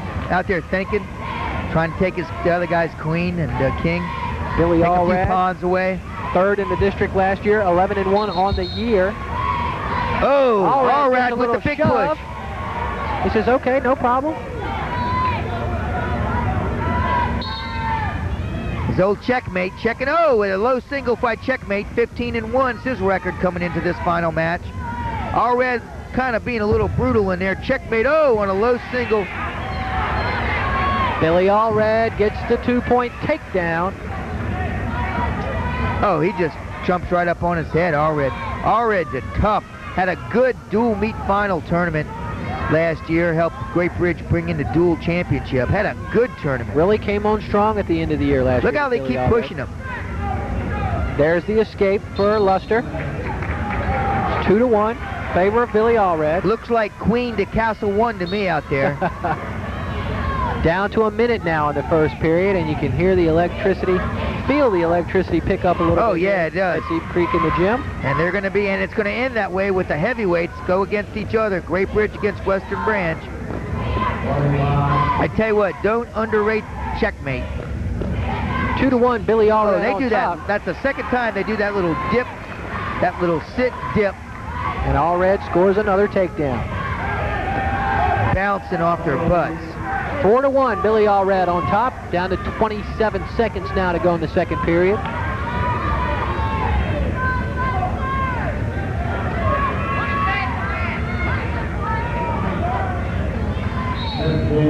Here at the 160 weight class, 15 seconds to go in the first period. Coach Terry Perdue will shout instructions to Brian Luster, who is down 4-1 to Billy Allred. You like what you see so far out of Allred? Yeah, well, I think didn't Allred down a weight class from last year? That I'll have to check. Was he at 71 last year? Not sure. Yeah, Yes, he was. 71, right. So he got him. The old checkmates got him in a roll position. Oh, but he got out of it. Didn't finish up quick enough. Allred on him like a dog on a bone, keeping him tight. We'll go to the second period with the score: Billy Allred 4, Brian Luster 1. Allred 5th in the region last year, but he did really come on strong at the end of the year last year for the Wildcats. He did that. Brian Luster ranked 2nd in Tidewater. Don't know a lot about Brian Luster, but I'm sure we'll get to see him here on WCTV throughout the year. On a little shrug turn in, gets the, nah, that was a bad call. Bad call. Oh, Just a change of it, didn't mean anything. Put him right back on top, but there was no change. Really, quick call by Jerry Kirby. And a reversal for Luster. Now an escape by Allred. And there's Allred. Those Great Bridge guys kind of get that extra little push and shove on the edge. You're just trying to intimidate and dominate out there. So I don't know if I'm really crazy about that style. The whistle's blown and they're pushing them a little extra. I mean, I understand the philosophy behind it, but I don't know if it's ethically correct. The score 7-3 now in favor of Allred. Both of these guys wrestled in the quarterfinals and the semifinals and pinned both of their opponents en route to the finals here. These guys haven't gone the distance yet, Frank. There's a high crotch, but again, he's a little slow in getting in to finish it. Got in there, but doesn't have anything with it. 7-3 is the score, second period.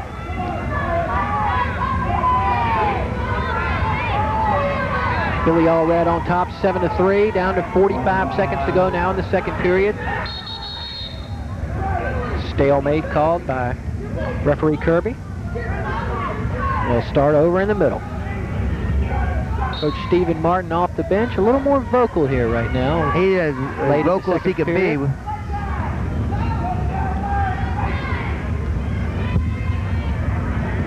Down to 30 seconds to go. Second period, 7-3. Great Bridge wrestler Allred on top. Little sweep changes it off. 9-3 now for Allred. Oh, he's got him. He's got him. He's taking him over. Nope, he lost it. He lost it. Down to 9 seconds. He may not get the pin in here. Yeah, down he's to got 5. it. Down to 4. Not going to get it as the period ends. 3 back points awarded to Billy Allred, and he'll take the 12-3 lead.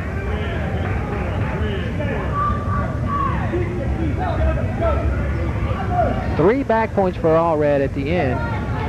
Allred's just dominating this match. It looks like checkmate on Luster.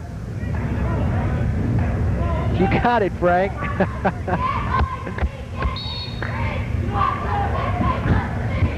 Looks like the Chess King has met his match. I was going to say that. 1:54 to go, third period. That's okay. We love you, baby. Both of you. You guys are doing a heck of a job out there. You can believe Luster's going to win a lot of matches, and this one's not over yet, but it is 14-4 now. As Allred pours it on. 10-point lead by Allred. Look for Allred to go for that technical fall. If he doesn't turn them, they may cut him loose.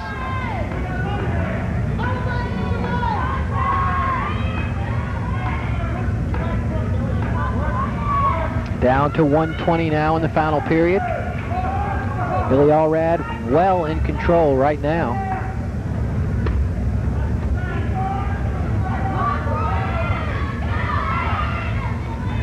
Like our monitor's gone on the blink. We should 86'd it around 112. He's got it. Here comes 3 more. Allred racking up the back points now. Under a minute to go, third period. Now cut him loose. They're going to climb. Watch, it's going to climb out of him and cut him loose. Little push there. 3 back points for Allred. Now they'll take him down. Oh, nice duck under.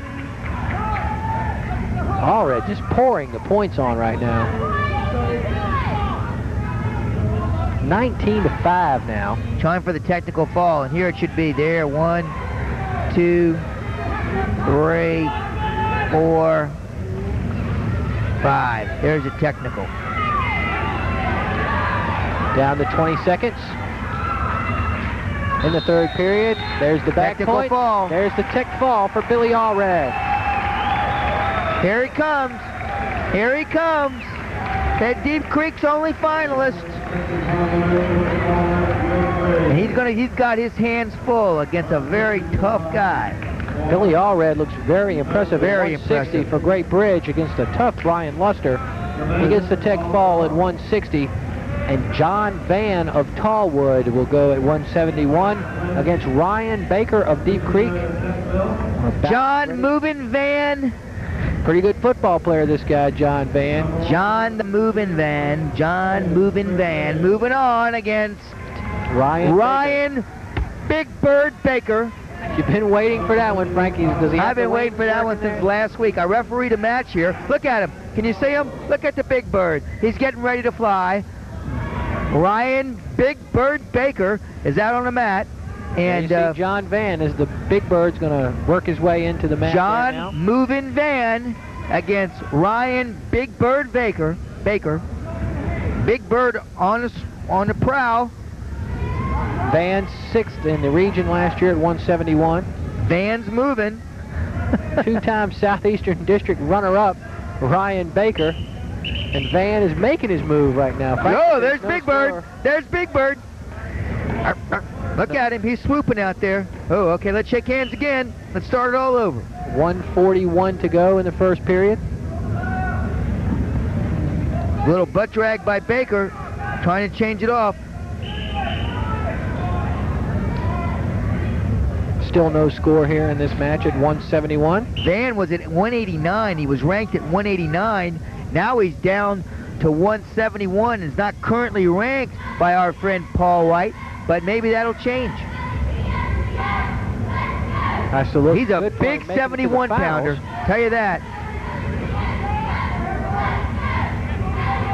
Baker's a pretty tough. Van's a pretty tough cookie. I'll tell you that. He's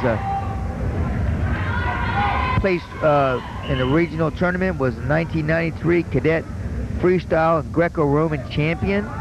Was an All-American on USA cadet team. This guy's got the right moves out there to move in Van. There you go, Frank. You're right in the middle of the action here now. Close-up action here on WCTV. Finally got our monitor working. Got it working. We know what you guys are watching. A little magic there. Still no score with 43 seconds to go in the first period. Frank, we'll see matches like this every now and then between these big guys where you don't have a lot of scoring. These guys just aren't quite as quick, or are they better defensively? What I is think it, it's Frank? just they're too big.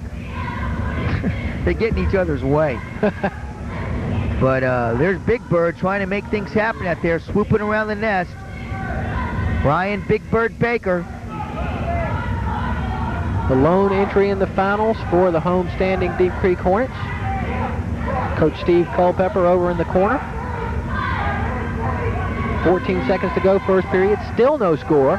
There's our sky cam shot from our blimp.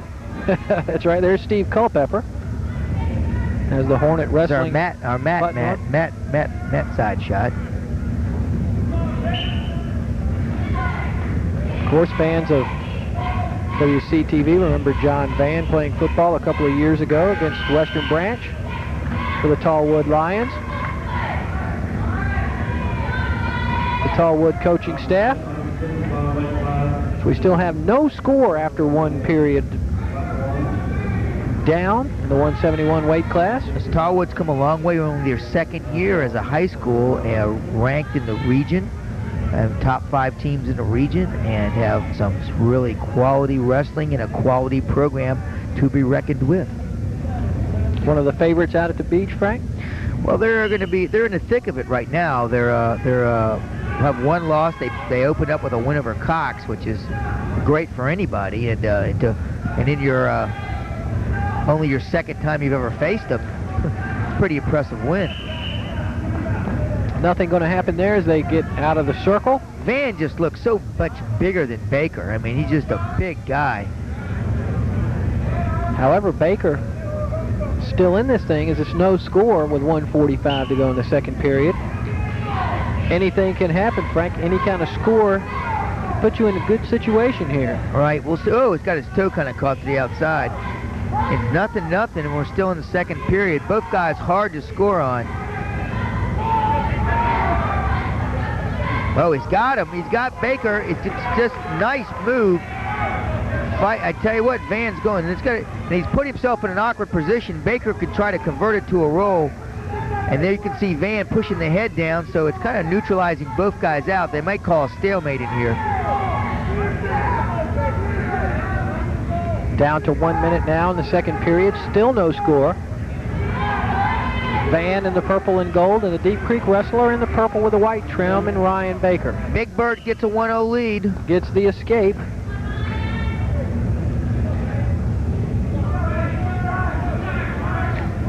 Deep Creek's only finalist, Ryan Big Bird Baker. Big Bird with the lead, 1-0. Oh, it's a missed an opportunity by the Van to get things moving here. Too easy, isn't it, Frank? It's too easy. They're making it easy on us, guys. The moving Van can't seem to get his momentum going. Stuck in first gear. And that could be because of Ryan Baker. The Big Bird just kind of keeps swooping around, mixing it up. Now, Frank, who's got control of this? Is this match going the way that he wants it to go? That Baker so. wants it to go? There's 2 points for Baker. 3-0 now. Baker with a takedown. With 10 seconds to go in the second period. Baker on top, 3-0 now. 3-0. Big Bird. With 2 minutes to go, Baker could get the lone shot at a championship here from the Hornet Holiday Classic for Deep Creek. And with another 2 minutes to go in the third period. I'm sure Ryan Baker would like to go over there and get the gold from Principal Nat Hardy, who is doing the awarding of the medals tonight.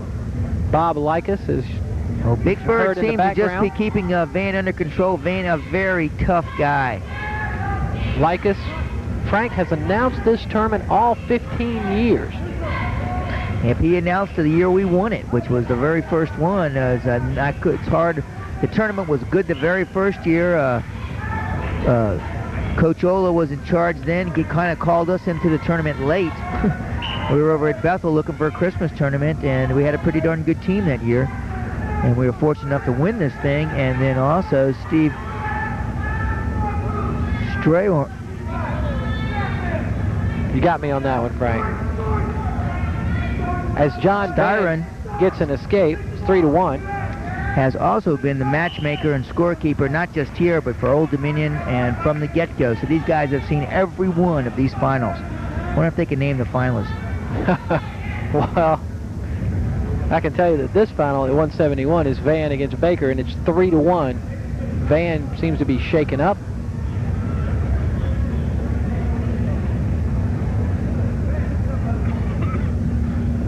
May have a leg cramp, Frank. Yeah, he certainly may. Maybe you can give us a rundown of our champions so Well, let's far. take a quick look. We'll start back at the beginning. And, of course, 103, Jimmy Hawthorne, the freshman, gets the championship for Great Bridge. 6-3 over Chad Jewell. Darnell won for Great Bridge. Viola won for Western Branch. Pete DePole won at 125. Greg Harvey won at 130. Jason Brown lost to Tommy Firth at 135. Gil Decker lost to Sean Vanderpool at 140. Rock Hill gets the win there at 145. Michael Harper of Great Bridge goes down to Forrest Hollowell with a pin in the first period. Frank Smith won 9-7. Brian Luster and Billy Allred had it out at 160, and Allred got the tech fall at 160, and that puts us up here at 171, where John Van is behind 3-1 to Deep Creek's Ryan Baker. And the moving Van seems to be trying to get something going here, but he's looked like he's running out of gas here late on the trail. 3-1 with only 37 ticks of the clock left. Third period, 3-1 to score, 37 seconds. and they'll call this match, and they'll put it in the garage because Big Bird is soaring to a championship here. 25 seconds to go for Ryan Baker. Again, these guys are taking these straight shots and not getting any angles. Is that because it's early in the year, Frank? Do you expect it to get a little better later in the season? I think it's a little bit to do with conditioning and a lot to do with just picking the wrong shots. It's hard to take these guys down on a straight shot. They're too powerful. You got to get an angle. Here's Van. Oh. Warning on Big Bird. Small warning.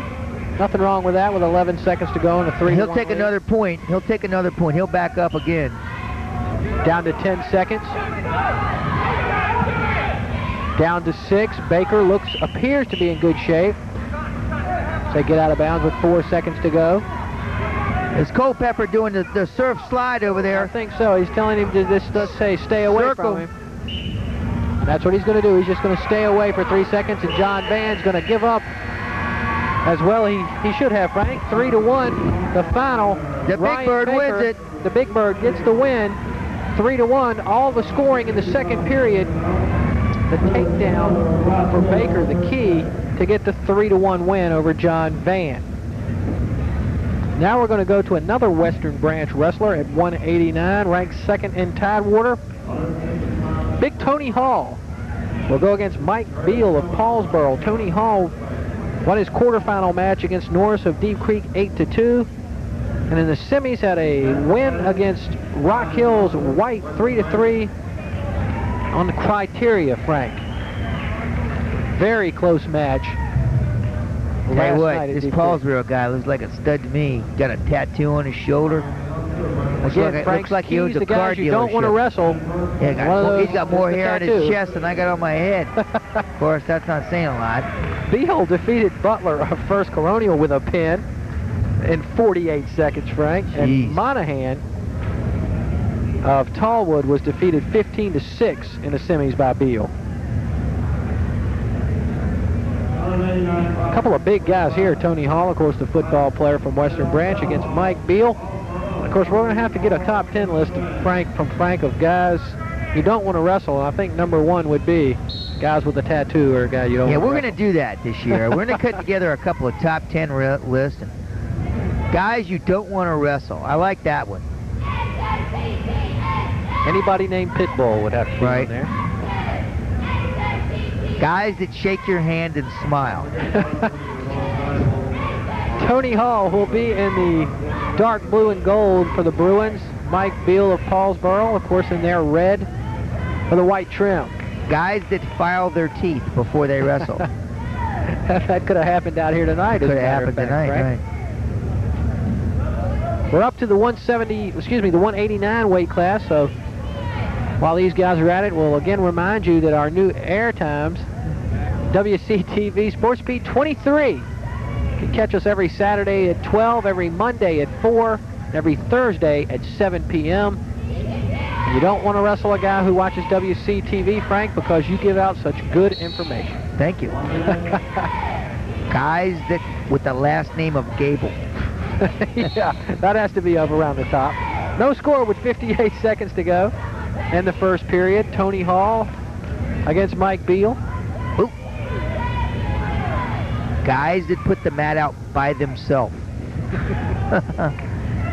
Oh, nice step, and he's nice move, a little swing by, and Hall is down by 2 here with 35 seconds to go. Beal gets the first points of the night with the takedown. I like this Beal guy. He's quick and he's agile. I was going to say, Frank, pretty good quickness by a couple of 189-pounders out here. Yeah, both of them. Take a look at Beal. He was second in the region last year up in New Jersey, district champion. And a regional qualifier was Tony Hall. Tony Buddha Hall, by the way.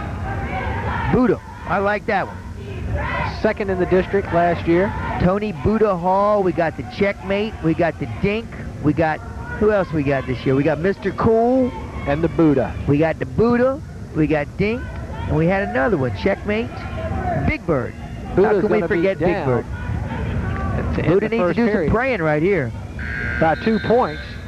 As we go to the second period, Tony Hall down 2-0. Of course, Western Branch football fans know Tony was an all-district football player as a fullback and all-district singles tennis champ. How about that, Frank? Yeah, that is really... And a member of the golf team. He's on a golf team and he's in the chess club also. He's in the chess. We ought to put him up. Well, he's with, you know why? Because Checkmate. Checkmate's in there, so he got Tony Hall in there. That's pretty extraordinary for a big brute like him to be a... Bet he can hit the golf ball. Yeah. I heard about him on golf, and I'll tell you that story in a minute. Down to 149 now, second period. 3-0 now after the quick score from Beal here in the second period. Beal looks pretty impressive. You know, I heard Coach Perdue found out. You know, he was a heck of a golfer. That's why he came out for wrestling. Did you know that? No, I didn't. That's something we did not know, as they say on ESPN. Well, you know how it happened. How did it happen? Well, here he is. He's got an underhook. Beal with an underhook. And Tony Hall, you know, went out, and Coach Perdue plays golf too, you know, not very good at it, you know, putt-putt. And they go, and I'll tell you the story while during the intermission. Here in the 3-0's the score. Beal from Paulsboro over Hall, and they go up to the tee, and Hall pulls out a putter and hits the ball 290 yards, 1 inch from the hole. So he talked him into going out for wrestling. Well, then he walked up with the putter, hit the ball another 290 yards, and Perdue says, "You need to wrestle, son." So that sounds like a challenge to Tony Hall to play Frank in golf. We'll have to set that up later and get the cameras out there for that. Down to 50 seconds to go in the second period. Tony Hall down 3-0 to Mike Beal of Paulsboro, a junior. 41-15 over his career at Paulsboro.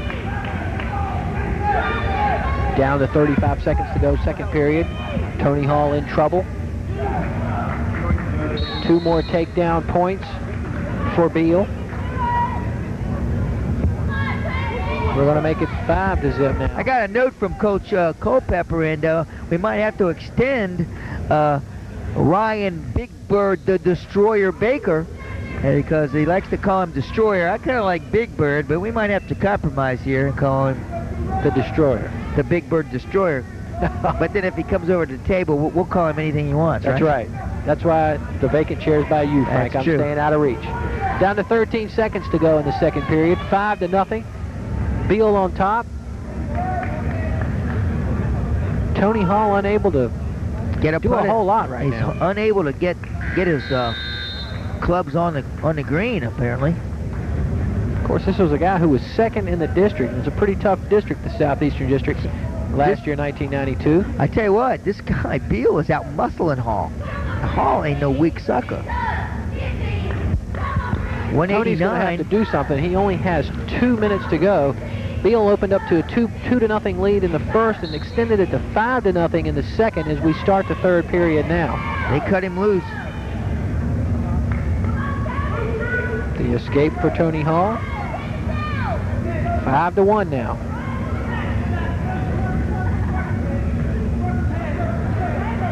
Frank, we just don't see the flurries that we see with the lower weights. You don't see the flurries at all. But we're going to have an interesting heavyweight match. The Hulk. Hulkamania. Charles Houck will be a football player for Great Bridge. He looks like he's a pretty good football player, pretty big guy. 5-1. Paulsboro on top. There it goes. Mike Beal gets the pin. Beal just checkmate on the Hall.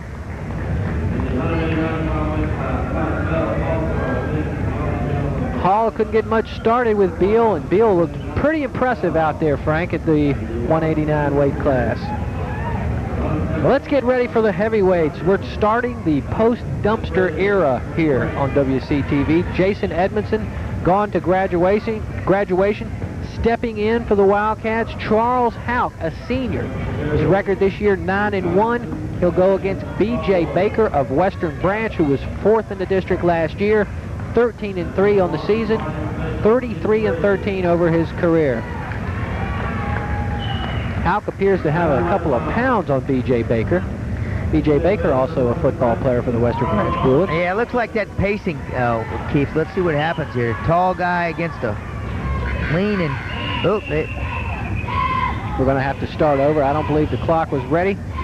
We'll take a look at Houck. In the first round had a pin. Second round had a pin against Rapier of Deep Creek, who's a pretty good wrestler. And he defeated Curtis of Bayside 3-2 in overtime to get to the finals. Baker pinned Eaton of Kimsville and had another pin against the Rock Hill wrestler in the semifinals. So Houck defeated a good wrestler in the quarterfinals in Rapier and also a good wrestler from Bayside in Curtis. So let's keep an eye out for Charles Houck, the senior. Curtis ranked third in the area. And I'm sure that Hulk has made his presence known. Let's see what he can do here against. Take a look at Charles Houck's stat sheet. Stat sheet 9-1. Not much there. 9-1. He's a senior, but he's made a big presence here.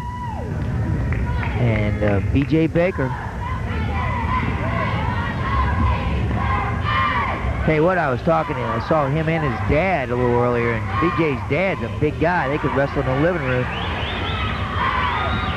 1:35 now, first period. No score. Houck in the green and gold. B.J. Baker in the blue and gold. Look, Baker's got some momentum going and a nice cutback. 2 points for B.J. Baker. I tell you what, this is a very important match for later on, because this district match there for the team title could come down to these two guys. So it's been well anticipated matchup. Baker on top, 1:16 now in the first period. Baker's got that long length, and he seems to be doing a good job, and his form is correct. Over Hawk. Hawk's had a great tournament. Crossface crater by Baker. BJ doesn't have it. He's going to go for a lift. Oh, he made a mistake. Got two out front. 48 seconds to go first period. B.J. Baker holding on to the 2-point lead over Charles Houck. Down to 35 seconds now in the period. They're reaching for a cradle. Watch him reach up for a cradle. There it is. And there's the reversal points for Charles Houck to tie it up at 2. 21 seconds now remaining in the first period. Pretty exciting heavyweight match between Charles Houck and B.J. Baker. It really is. And moving pretty darn good for big guys. Under 10 seconds. Go down to 7 seconds as we go back to the middle. Charles Houck gets the late reversal to tie it at 2 after the takedown by B.J. Baker. 7 seconds remaining in the period. Great Bridge has the team championship well in hand. Paulsboro will finish second. Western Branch and Rock Hill fighting for third. That'll end the first period. Great Bridge will win the team championship here tonight. And there's our patented hello Smacky cheer from the Western Branch cheerleaders. Of course, Smacky on vacation somewhere in the Caribbean. Somewhere in Jamaica, our last report from Smacky. Tied up at 2. As we start the second period, B.J. Baker on top.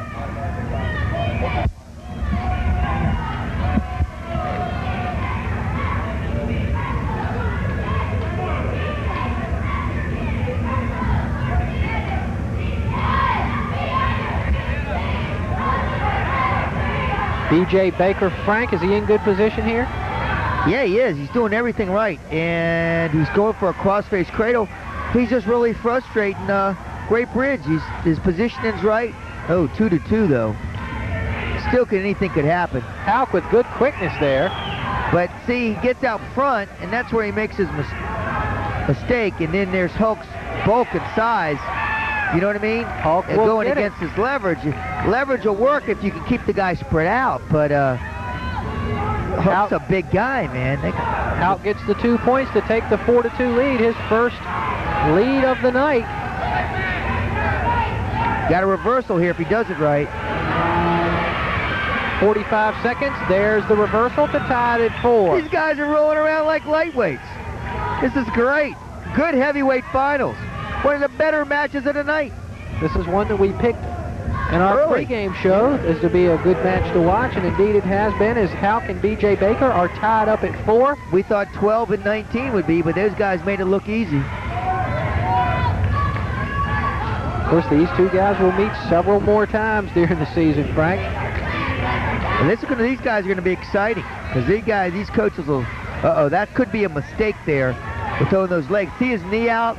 He's not really in there. Watch his butt. If his hips get up too high, he's in trouble. And he did okay. See, you got to keep him up high. Tied up at 4, Frank. 2 points for each wrestler in the first and second. And a takedown and an escape by B.J. Baker makes it 7-4 now, Frank. In favor of the Western Branch wrestler. Is this too much for Houck to come back with? Pretty takedown. We were changing tapes, so I don't know if you were able to see that, but it was a pretty takedown, and the momentum's picking up here. These big and when I told you about those legs, but Hulk doesn't seem to be countering it at all. He did. See that? What did I say? There it is. There's too high, 2 points, and he's going to turn him. And it's 7-6. Yeah, but it's 7-6, and he's winning. Be different now. He just has to base out. See if Hulk can turn him. Charles Houck with 1:19 to go in the third period. They're going to tell him to let him go. There's 2. And there's the 2 points to make it 10-6 in favor of Baker.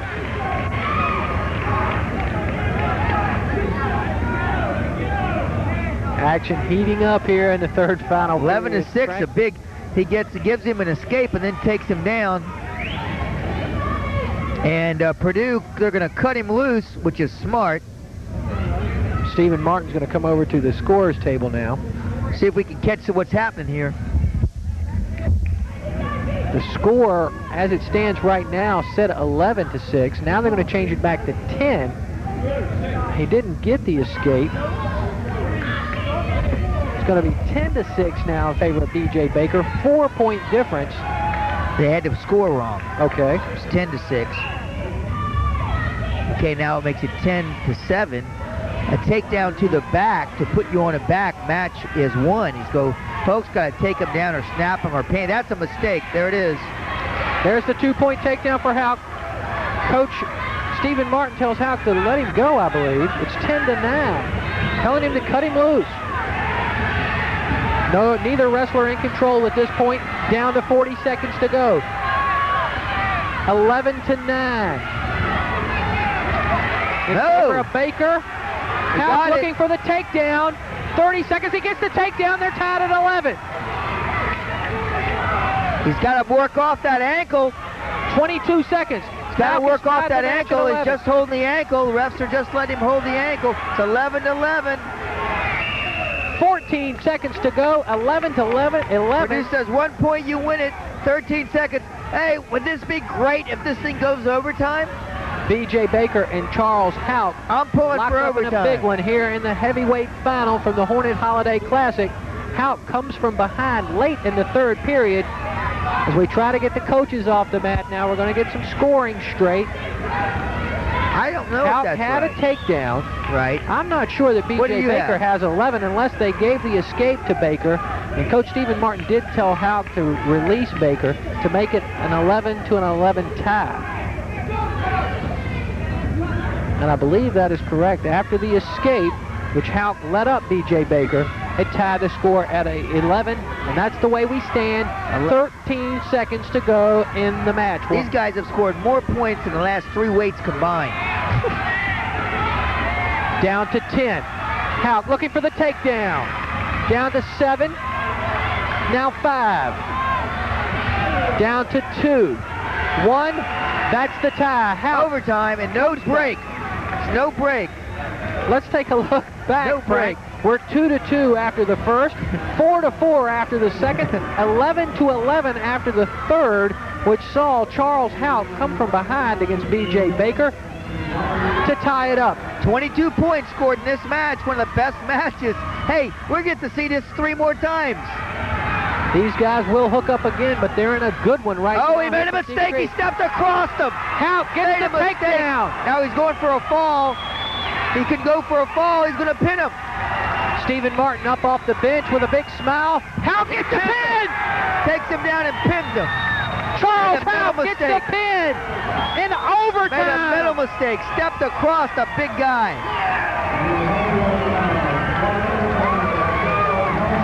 Charles Houck in overtime gets the pin, the come from behind win. He ties it up in the third, and the Wildcats greet Charles Houck as he wins it in overtime. And what an ending to the Hornet Holiday Classic, Frank. Charles Houck, holy moly, gets the pin. What a way to end it. Overtime, takedown, pin. And I know Charles is excited, but I did take a quick glance up into the stands at his dad, Rich Houck, and he was pretty excited too, Frank. And Charles Houck may be going for a Top Gun award later on in the season, Frank. We never know. And Frank's going to get the Top Gun right now, but let's take a quick recap. Hawthorne of Great Bridge, the freshman, Frank, at 103 wins 6-3. Sean Darnell, our Top Gun wrestler of the night, wins in a pin. Pretty easy match against Chris Gorman of Kempsville. Yeah, it was a good one. Darnell just showed his dominance, and again, our first Top Gun, and we hope to be doing the Top Gun throughout the season. Chris Viola came on and dominated Carl Perry, and those two are going to hook up again, but Viola looking very strong tonight. You know what would have been a great match?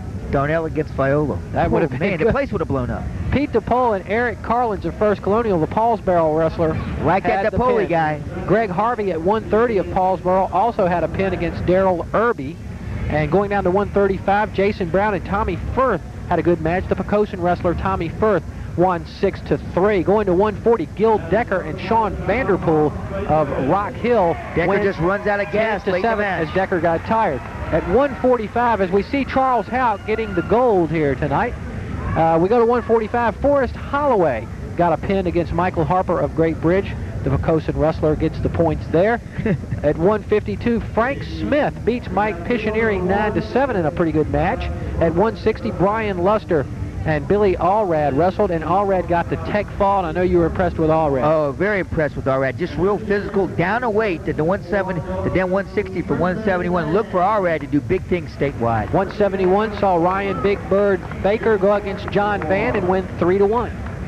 Big Bird Destroyer Baker. Okay. 189 saw Tony Hall against Mike Beal. Tony Hall's going to win a lot of matches in the Southeastern Didn't win it District, tonight. but Mike Beal got the pin there. Pretty impressive. We go to the heavyweights, Frank. What a weight! Probably What a our match! classic match of the night is Charles Houck comes from behind against B.J. Baker, and in overtime gets the pin. What's unique about that match is it was 4-4 after the second period, and the final score was 11-11, so there's a lot of points in the third period. And then again, Hulk goes ahead, takes him down, and pins Baker. Because after you get that pin in overtime, after you get a takedown in overtime, if you're taking him to his back, they allow you to go for the fall, and that wraps it up. And we want to remind everybody we'll be on Saturday at noon, Monday at 4, Thursday at 7 p.m. For Frank Lipoli, I'm Mickey Irving. That about wraps it up here from Deep Creek High School at the Hornet Wrestling Classic. Be sure and stay tuned at all of those times, Saturday at 12, Monday at 4, Thursday at 7 for Sports Beat 23. Thanks for joining us.